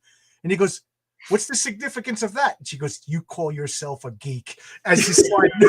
I was laughing so loud. Yeah, you stand outside the best shout about comics. Yeah. Yeah. I know some person is kind of being tongue in cheek, but you're the new Stan Lee. I think everybody needs to be Stan Lee. Everybody needs, if you're Dan Slott or Fabian Nicieza or Rob Liefeld, it's almost like you owe it to everybody to go out, because Stan Lee did it all for everybody, and everybody basked in his magnanimous love of comics and showmanship. Yeah, I know people have problems with Stan Lee, but you can't deny that anybody who did anything with comic books got something out of that guy's hard work and showmanship. And he's not here anymore. We all have to do it. Yeah, seriously. I mean, he was the ambassador for comics. He would go on TV and talk about them, and sometimes in really unfriendly environments, and he would still talk about comics and how good they were. Right. I mean, back in the He sold me that it was a viable artistic medium. yes, we take it for granted today. Comic books, like, well, first off, if people know about comic books, like, oh yeah, I love comic books. Like at work, when I tell people I'm making a comic, they're like, oh, I love comics. They still make them. You know what I mean? And then I have to get a card made up with the QR code because I'm like, you have to go to a website, www, and they're just like, that's too much work. So I make it easy. I give them a card, they scan it, they buy my comic, whatever. But cool, they all say the same thing. I love comics. Do they still make Green Lantern? Oh man, and they, we're talking tattooed guys who did time, sure. Guys with 6 kids, religious guys, all types of guys. They're all like, oh wow, that is so cool that you met. Oh man, and they'll talk about like that time that Batman did this, and they're all amazed that there's still a comic book world, and they all watch the Marvel movies, and yet you go to see Captain America, Winter Soldier, whatever this is, and there's no comic books in the movie theater. No. How is Marvel dropping the ball? When I saw Batman '89, there was toys in the movie theater, there was comic books in the movie theater. Well, I mean, that's another bugaboo of mine is, you go to the supermarket and then on the magazine stand, there's the story of Superman, the Time Life story of Superman. And you look at there's the movies, there's the serials, and maybe they'll have some, image of the first story, or maybe a panel here or there, or a cover, but there's no comics in it. And it's like, why wouldn't you include at least a 10-page comic? You own DC Comics. Why wouldn't you include that? Same for Spider-Man, same for all these comic book characters. And they'll do this magazine, which will obviously sell because they keep doing them. Well, why don't you throw some comics in there? And then say, hey, you can buy this comic. To put a QR code like you did. I mean, you're a better marketer than any of them. I just, because I looked at I'm talking about guys that could explain parallel circuitry and whatever circuitry and wire up a whole building with watts, stuff like that. But when I told them how to buy a comic book, they're just like, I don't know. Yeah. I'll wait until it comes out. Then right.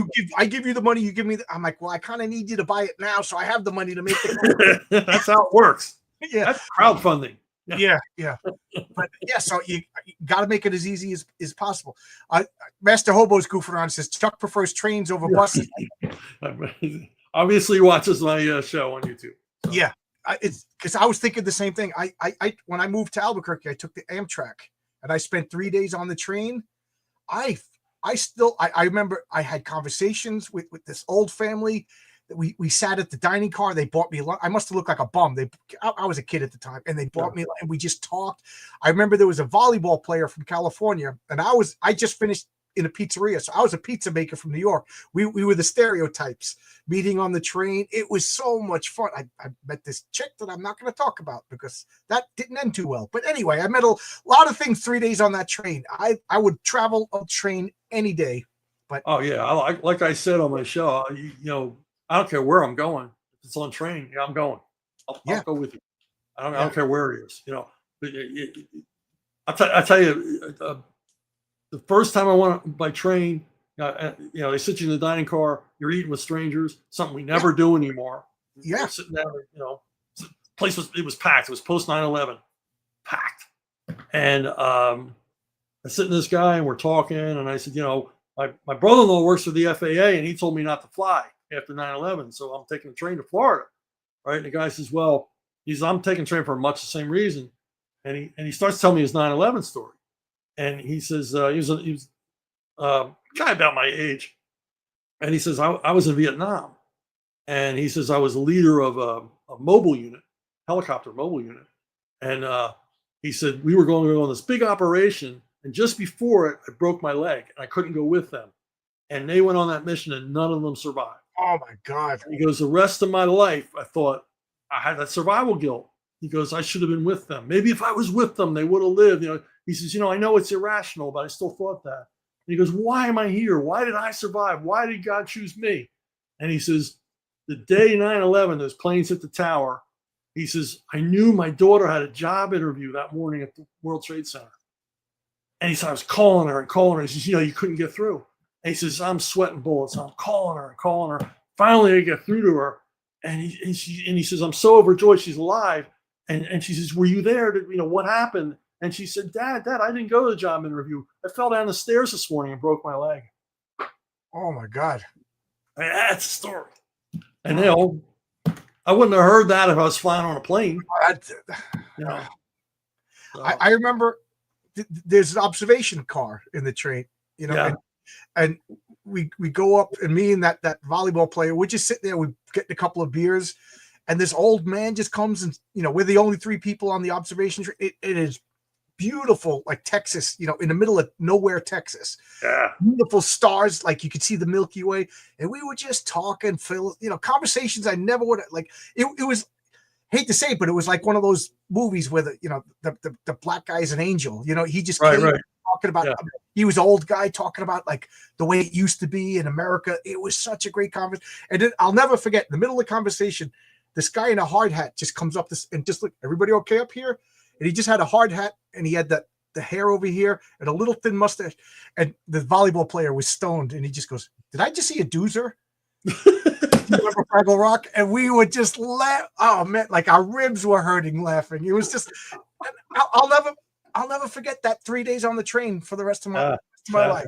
It was so, to the point, if I became a millionaire and I retired tomorrow, I would travel by train up and down. I said on my channel, if I was a billionaire, I'd have my own rail car. Yes, that would be my vehicle of choice. The only thing about that is then I wouldn't meet that volleyball guy. Well, true. Well, you can always go ahead, go eat a dining car. I see. I'm thinking, I wouldn't have my own train. I would just have my own car. Oh, your own car. There you go. Like Jim West, Wild West. I never said I was smarter than Chuck Dixon. Tony Grigo, he's always asking me this or that. Who's a better villain, Misery from Airboy or Red Skull from Captain America? Misery's so damn creepy. I'm gonna give it to Misery. What a creepy character. With his flying graveyard, undead eternal spirit that looks like a skull. And the best part about him is he flies the air tomb. Yeah. What is that? A B-52 bomber? It's like this gigantic airplane. Yeah, it's an enormous plane. It's a flying graveyard, and he's so pleased with himself all the time. And I don't like Red Skull is even like, I don't know. They progressivized him now. I may be a Nazi, but I'm not a racist kind of thing. It's like, shut up, Red Skull. Yeah, I may be a Nazi, but I'm not a racist. Well, what attracted you to the party? Yeah. Equal pay. Oh, see, but you're still a dirty commie, Red Skull. CJ says, I'm seeing a lot of new names. Thank you, guys. I just read Nightwing, Night in Bloodhaven Compendium 1. Best Nightwing story ever I've ever read. Thank you. I had a great time with that book. I wanted to ask you, you created Harold, right? No, I didn't. He was there when I showed up. I think Alan Grant created him.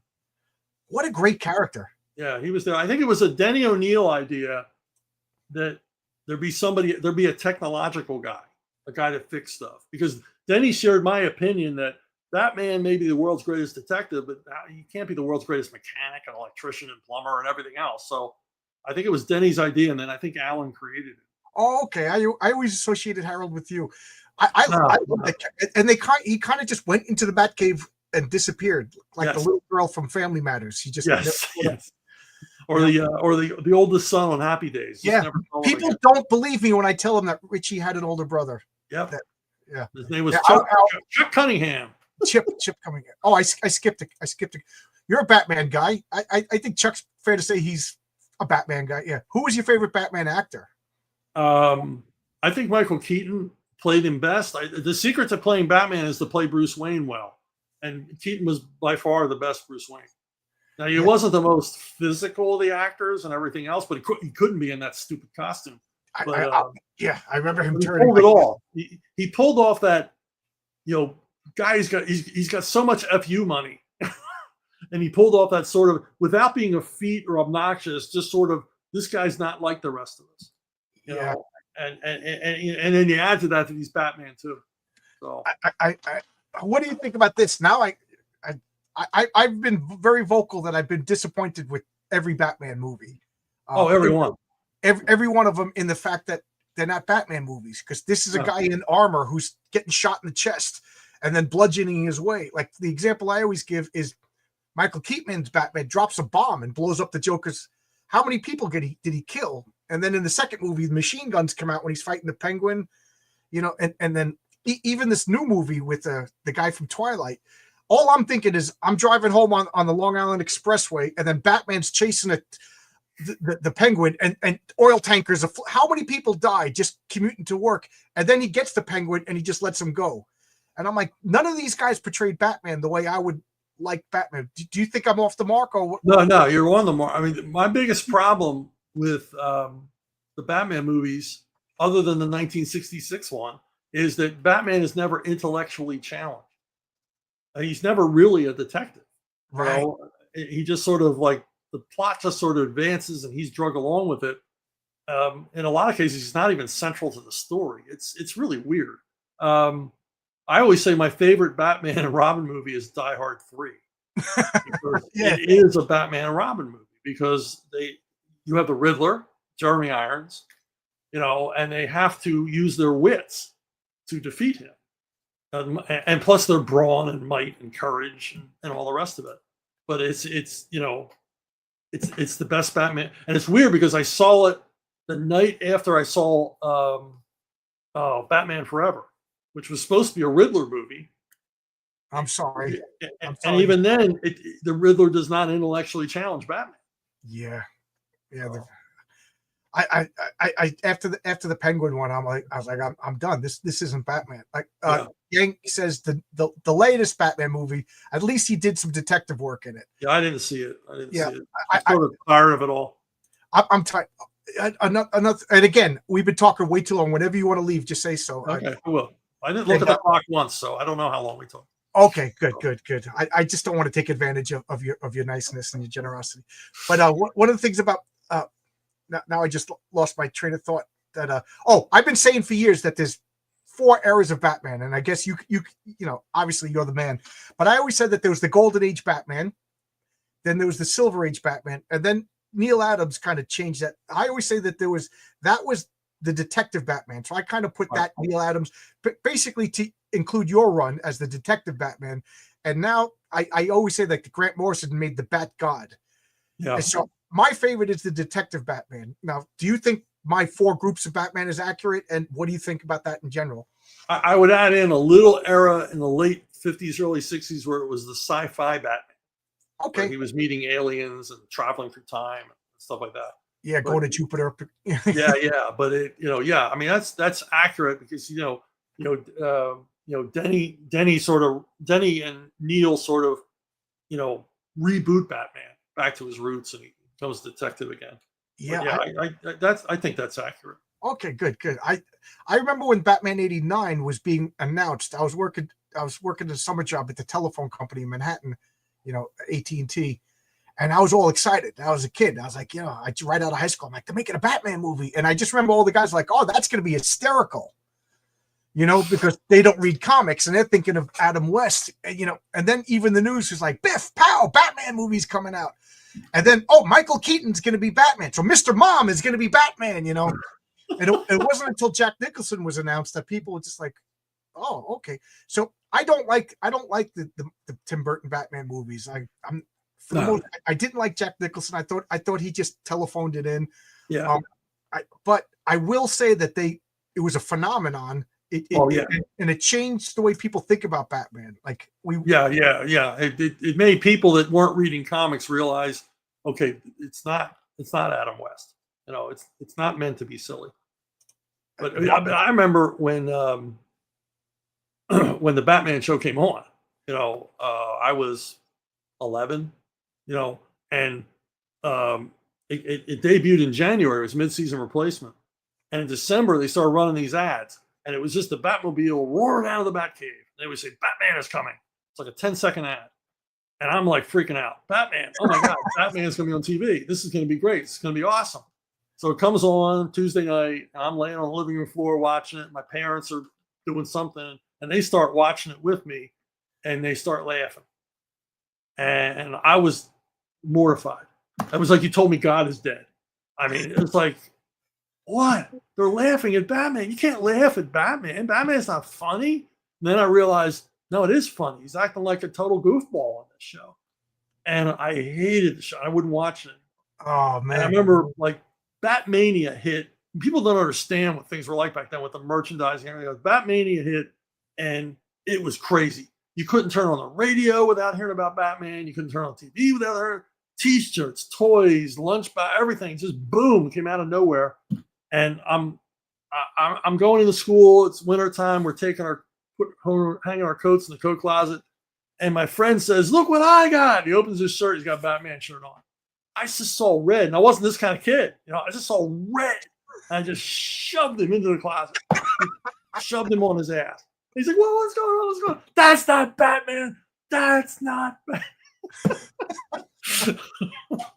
I had a lot invested in it. Yeah. Oh man. Because when I was a kid, I mean, my dad got me an old Army surplus ammo belt. My mother dyed it yellow, so it could be a utility belt. And then my dad he found at the junkyard, he found an old slide projector. And he out of masking tape, he cut out a tiny little bat and put it on the lens so I could do the bat signal. Oh, that is cool. Against the wall of like the neighbor's house. So when I was a little that's kid, how into it I was.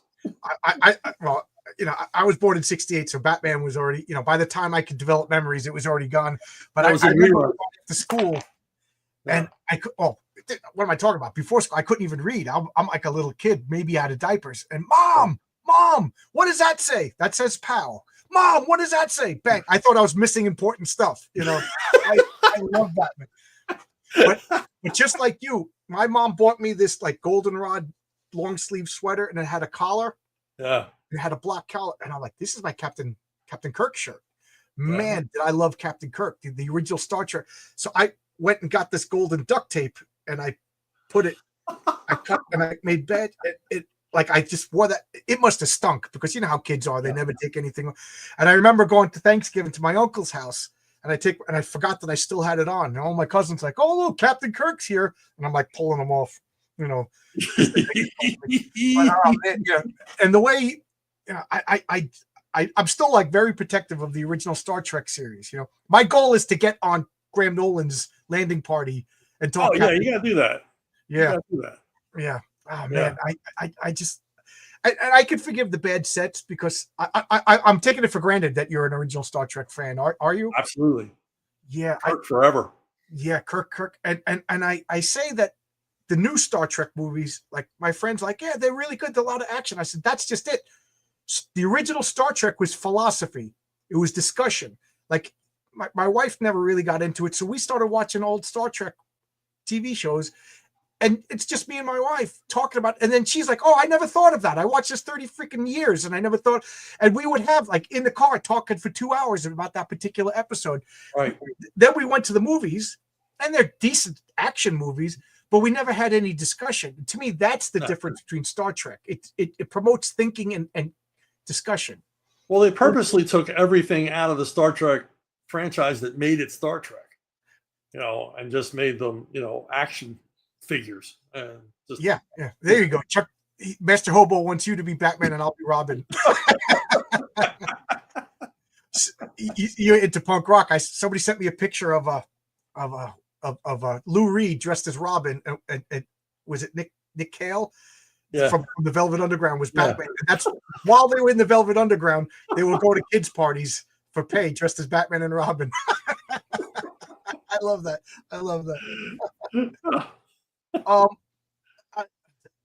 What do you think about a couple of creators?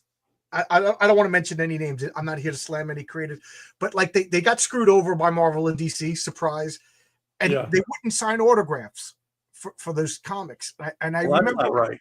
No, and I remember I was online and I had the appropriately signed comics, and I know the fan. He had his little girl look like Cindy Lou Who. Can you sign this for me? And the guy would have looked like a jerk if he yelled at this little girl. But he was looking at the dad like, and all I could think of is, yes, you had a problem with Marvel, and I'm probably on your side. Yes, you had, but we still love those comics, and we still love your work. So, what do you feel about that?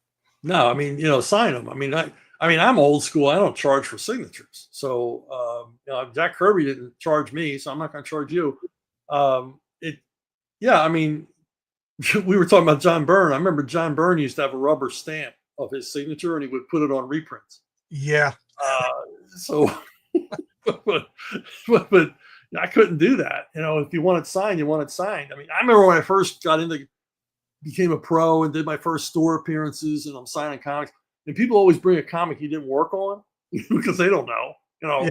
So, it's like, oh, here's a Hot Wheels comic. I used to try to explain I didn't work on this, and then I don't care. I just sign it.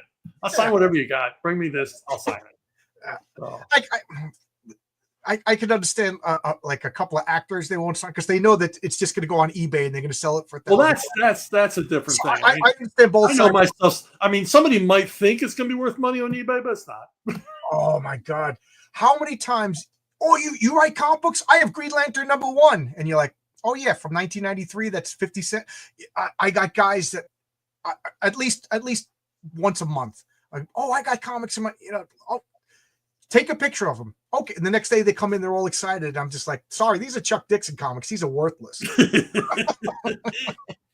Well, I mean, we've all had this. If people find out you're interested in comics, my grandfather's collection's in the garage or this or that, and I'm at a point where I don't want to hear about it.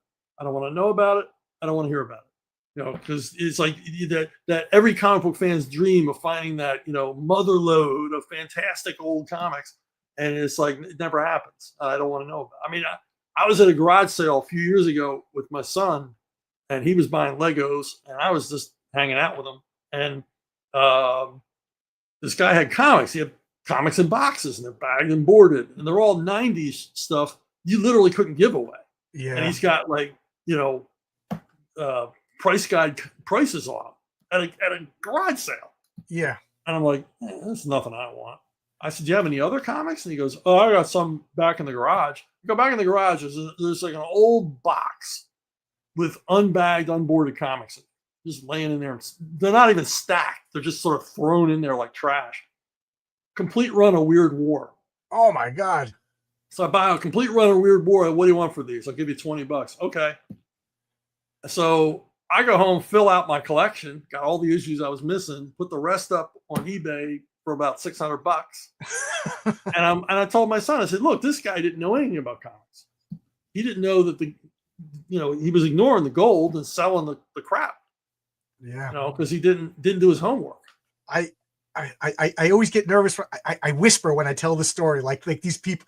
But when I was a school teacher, I worked with a woman, and she tutored a girl, and she was like, they're pack rats. The mother was a hoarder. So it was like that TV show. Like so this girl was like 15 years old, and she's like, they have comic books. You want to see them? I'm like, yeah.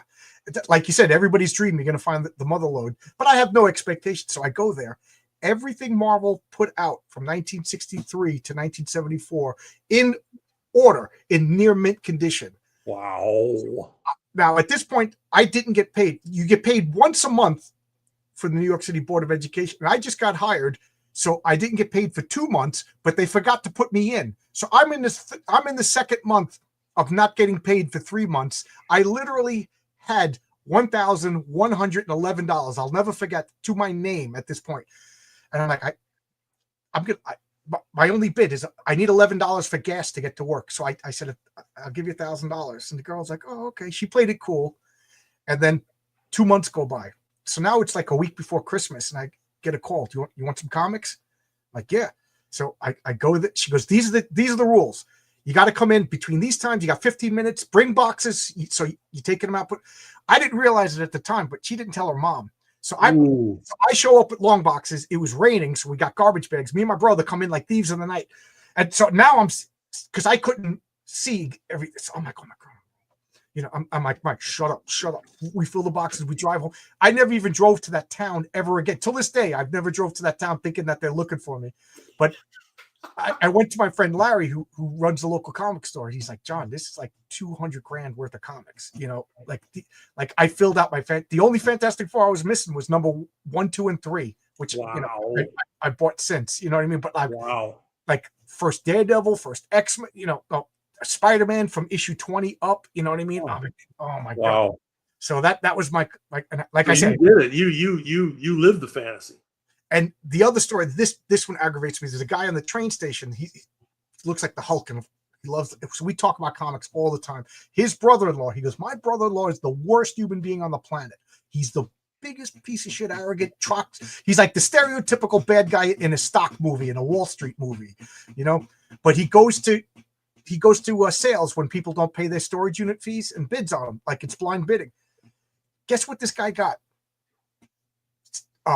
Action Comics #2, Superman number something, Detective Comics like 28, Sensation Comics #1. He put this. He got a Heritage Foundation, something like $2 million worth of comics, and he bid something like $900. And he's just like, I'm livid because he doesn't care about comics. He might as well have gotten, stock bonds or gold bullion. You know what I mean? Or Hummel figures. He didn't care. Yeah. Product. I got product, and he's just like, oh my god. He goes, he won't even let me look at them. And I don't. I'm like 4 people removed, and I'm livid. But somebody like me would go into my back room, and I'll die in this chair. The cats will eat me, and then the people that break into the house will steal my comic books.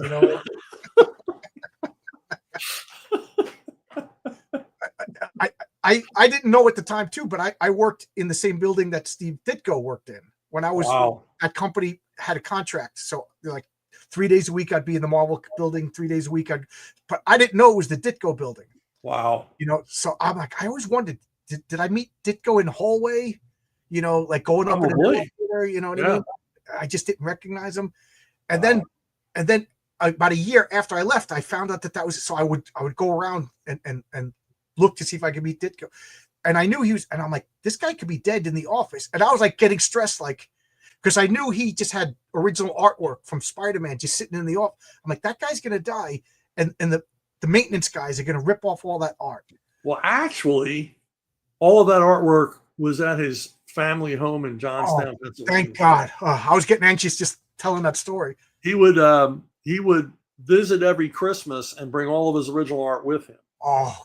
And he would also draw a special comic book story for the family that he would draw, and then he'd color in with Dr. Martin Dies. Because I know this because Dean Mulaney wrote a book about Ditko that never got published, and he visited the family, and they showed him boxes. They kept Steve's bedroom exactly the way it was before he left, and under his bed were just boxes of original artwork. Oh my God! He's done entire issues of Spider-Man. One of my very first conversations, I had a Kate Ironwood, I was corrected on, and she didn't want to turn her camera on, and we talked about that, and she said that was like a moral dilemma between her and Dean because Steve didn't want the book, right? So they were like struggling with the ethics. Do we make this book knowing that Steve doesn't want it made? Right. He goes, but Steve won because there was a flood and it got destroyed and it never came out. She goes, she goes, you don't mess with Steve. The guy made Doctor Strange and he summoned the hurricane of Vishanti. Yeah, it's true. Because it was all the galleys. It was ready to go to press. Yeah. All got destroyed. But Dean told me all these amazing freaking stories about meeting the family and getting background on Ditko and everything else because he knew I idolized Ditko. Yeah. He was a guy that and again, whenever you want to leave, just say, okay. I feel like we're talking about Ditko. I know. But I hated Ditko. Oh my God. I remember I got that Micronauts annual that Ditko drew, and I bought it because I was a collector. And I just remember my friend, this freaking Ditko guy. And then he did like a couple of Spider-Man fill-ins and stuff. But at the same time, I got a digest of all of his Spider-Mans and Doctor Stranges and his Hulks. I was a kid. I didn't make the connection. It was the same. And I love those. And I've, since learned that like Steve, either he got old and he couldn't produce or he didn't want to produce or whatever. Do you know anything about that? Well, I think, he was doing it for the money. They sort of broke his heart with Spider-Man. Yeah. And he never really got it back again. But the thing is that I don't think the editors worked with him to try to inspire him. And some of these older guys, it would happen with, especially the best ones. You would have to do something to goose them, to make them realize, hey, I really care. I want to see your best work. I really like your stuff. I appreciate it. I want to see your best work. And because Ditko had little sparks there once in a while. I remember when Wrightson inked him on an Atlas comic. Yeah, and Morlock 2000. Morlock 2000. Man, Wrightson knew how to ink Ditko. I mean, oh my God, it's great. awesome. And you can see all the storytelling chops are still there. It's all still there, but you get lost when it's like indifferently inked or indifferently colored. Ditko really needed that embellishment to bring him out. Like Kubert. Kubert, in the rare occasions when Kubert was inked by someone else, it's dead. It's dead. Everything was in those inks. That hand, all the energy was in those inks. And you really know how to bring that out. Because I remember I was working on the Nom, and Don Daly said that he was going to get Russ Heath for an issue. And he knew I was like a Russ Heath devotee. I love Russ Heath. And he said, don't get too excited because Russ is older and he's not that interested and he's just phoning it in. I said, no, I'm going to get him worked up. I said, offer him a chance to do a gray tone cover like he used to do on GI Combat. And Don did it. And Russ got worked up. And he did an awesome job on that issue. Yeah. Absolutely awesome job on that issue. See, the Nom is another comic that I wasn't interested in. And yeah. I went and I bought a full run. Guy charged me $1 an issue, Chuck. Yeah, well, it depends on when you bought them. I mean, I bought most of my like 50s DC War comics in the 80s when they were in the dollar boxes. Yeah, I bought the first appearance of the Haunted Tank for $1.75. I mean, that's like a $1,500, $2,000 book. Yeah, I just wanted them. First Creature Commandos for like $4, and now, yeah. With the cartoon and everything. Yeah, crazy. You talking about signing? I think I told you the story that my coworker was next door neighbors with John Romita Sr. Yeah. And to him, he was just the old nice guy that lived next door to him. He's like, yeah, I think he drew I was like, are you kidding me? I said, this is like, he was a baseball guy. I said, you live next door to like Lou Gehrig. He's like, right. Really? I was like, oh my God. So he's like, you want to meet him? I was like, are you kidding me? So we had a day that was good for all three of us. And I went to his house and I show up with Spider-Man 39, his first comic. And I'm like, will you autograph this? And I'll never forget. He takes the comic and he rolls it up in his hand, and his hands are like this to begin with. And he walks like an orangutan over, putting his hand on the desk. And I'm like, I can't yell at John Romita. I'm like, hey, don't mess up my comic. You know what I mean? So I just sat there like, and he takes out a Sharp and he opens it up and he signs like old school guys. Like he knew I wasn't inside. Yeah. Yeah. That if they sign on the outside, they know that you're just going to slab it, put it on eBay. But he knew, and he handed it back to me. So now John Romita Sr. is talking to me, and I'm like casually looking to see if he creased my comic. Well, I told you I told you Tony Bedard's Jack Kirby story, right? Sure. Did I ever tell you that? Okay. Wait a minute. Tony Bedard's parents. Tony Bedard was a kid. Yes. Tony Bedard, great comic book writer. He was a kid, and his parents were visiting California. They were out in L.A. And he says, well, what do you want to do in L.A., Tony? I want to visit Jack Kirby. Who? He explains who Jack Kirby is. Well, if you can find him, we'll visit him, right? So he finds Jack Kirby's name in the phone book, calls him, and Kirby says, yeah, you want to come by for lunch? His parents drop him off at Jack Kirby's house for lunch. Drop me off at this old man's house, Mom. Yeah. So Roz makes some lunch and they eat out by the pool. And they're talking, and Tony says he's just awesome. He's just awesome. He's like, your granddad. He's talking to you and telling you stuff, telling you stories. And then Tony said, look, I have some artwork. I want to be a comic book artist like you. Tony's like 11, right? And he says, can you look at my artwork? And yeah, sure. So Kirby looks at his artwork, and then he looks at Tony and he says, you know what? You'll always be a good-looking kid. I love that. Yeah, you'll always be a good-looking kid. I love that. I know you got to duck out soon. I'll just tell a quick story. I saw this. I just looked up, got Larry Lieber's phone number. And I called him up out of the blue. I was like, let me talk to Larry. We talked on the phone for hours. Wow. What a nice guy. He sent me a copy of his unpublished novel. He's like, call me back in a couple of days. Lonely old man. He's like, yeah, So I told him I was going to call him back and take him out for lunch, but he doesn't want to come on the channel. He doesn't want to do, but I was just like, here's Larry Lieber, an unsung legend in comic book history. Just like, oh, I'm so glad people remembered me, Wow. So yeah. Well, that's like Bo Smith. You know who Bo Smith is? Yeah. He got Bob Kanigher's phone number one time and called him, and he says, biggest mistake I ever made in my life, because Bob Kanigher started calling him all the time. He kept me on the phone for hours telling me the craziest stories. He said he told me all about a Justice League miniseries he wanted to write, in which all of their clothes disappeared, and the mystery was how to find how were they going to get their costumes back.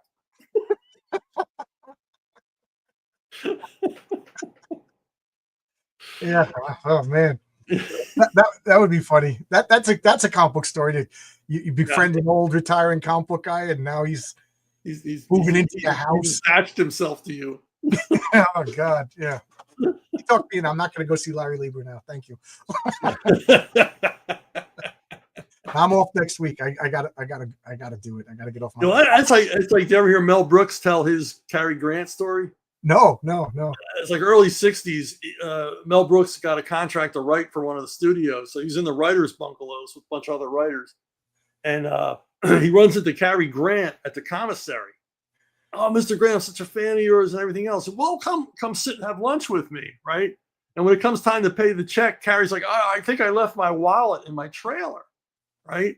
And Mel's like, oh, no problem, Mr. Grant, I'll pay. And he pays for lunch. And he says, well, now every time he went to the commissary, Cary Grant was there. And never remembered his wallet. So finally it comes a day where Mel's eating a bag lunch in his trailer. And one of the writers answers the phone and says, Mel, it's Cary Grant for you. And he goes, tell him I'm not here. Mel, I don't know if this is true or not, but Mel Brooks was telling the story. He bought a house, and it's Christmas season. I don't think he celebrates Christmas. He says, but he gets a knock on the door, and it's Harvey Korman. And he's like, what are you doing? I used to live in this house. My kids grew up in this house. Can I look at the house? And he says, Harvey Korman's walking through the house crying and everything. And then he goes, oh, that was nice. He goes, every year for 6 years, Harvey Korman till one day I was like, Harvey, but I don't know if it's true or not because they work together, but it sounds like a funny story. Harvey, knock it off. Stop coming to my house crying. Oh, that's great. I know you got to go. Thank you. I hope I didn't take advantage of your. No, we're going to do this again. I enjoyed it. I love talking to you. I enjoy it. I'm still telling people I'm your buddy. Yeah, well, I mean, you can tell them that. I tell them I'm John Boo's buddy. Oh, there you go. Now I'm gonna need a camera to pan out my gigantic. But thanks a lot, Chuck. This is so much fun. This is the whole reason why I wanted to do this channel. Talk to people. Talk comics. Comics are supposed to be fun. I mean, the word comic means fun. Right. So I hate the drama. I hate the infighting. I hate all that. Yeah. Got no use for it. That's why I'm still here. I never got involved in any of that stuff. Absolutely smart. Yeah, absolutely. Social media, guys, if you're watching this, I got a bunch of people watching. Don't engage. Don't engage. Don't hate watch shows. Don't buy comics you don't like. There's plenty out there to love. And Chuck, you got a bunch of stuff coming out. You got stuff for the Rippaverse coming out. You got Levon Cade novels coming out. Is there a new Levon Cade novel coming out? Not anytime soon. I wrote 12 of them. I'm thinking about a 13th one, but it's got to be Halloween. I'm joking. Yeah. I just got busy writing other stuff. So, but I will get back to the series. You've got a Conan novel coming out, right? A third Conan novel. Yeah, Titan's going to publish the Conan novels now, so there'll be new editions of all of them. And last time I talked to you, you have a Westerns. I'm trying to remember. Snakehand and La Gringa, and I'm working on a third one called Gallows. Yeah, you said that they said it was too violent.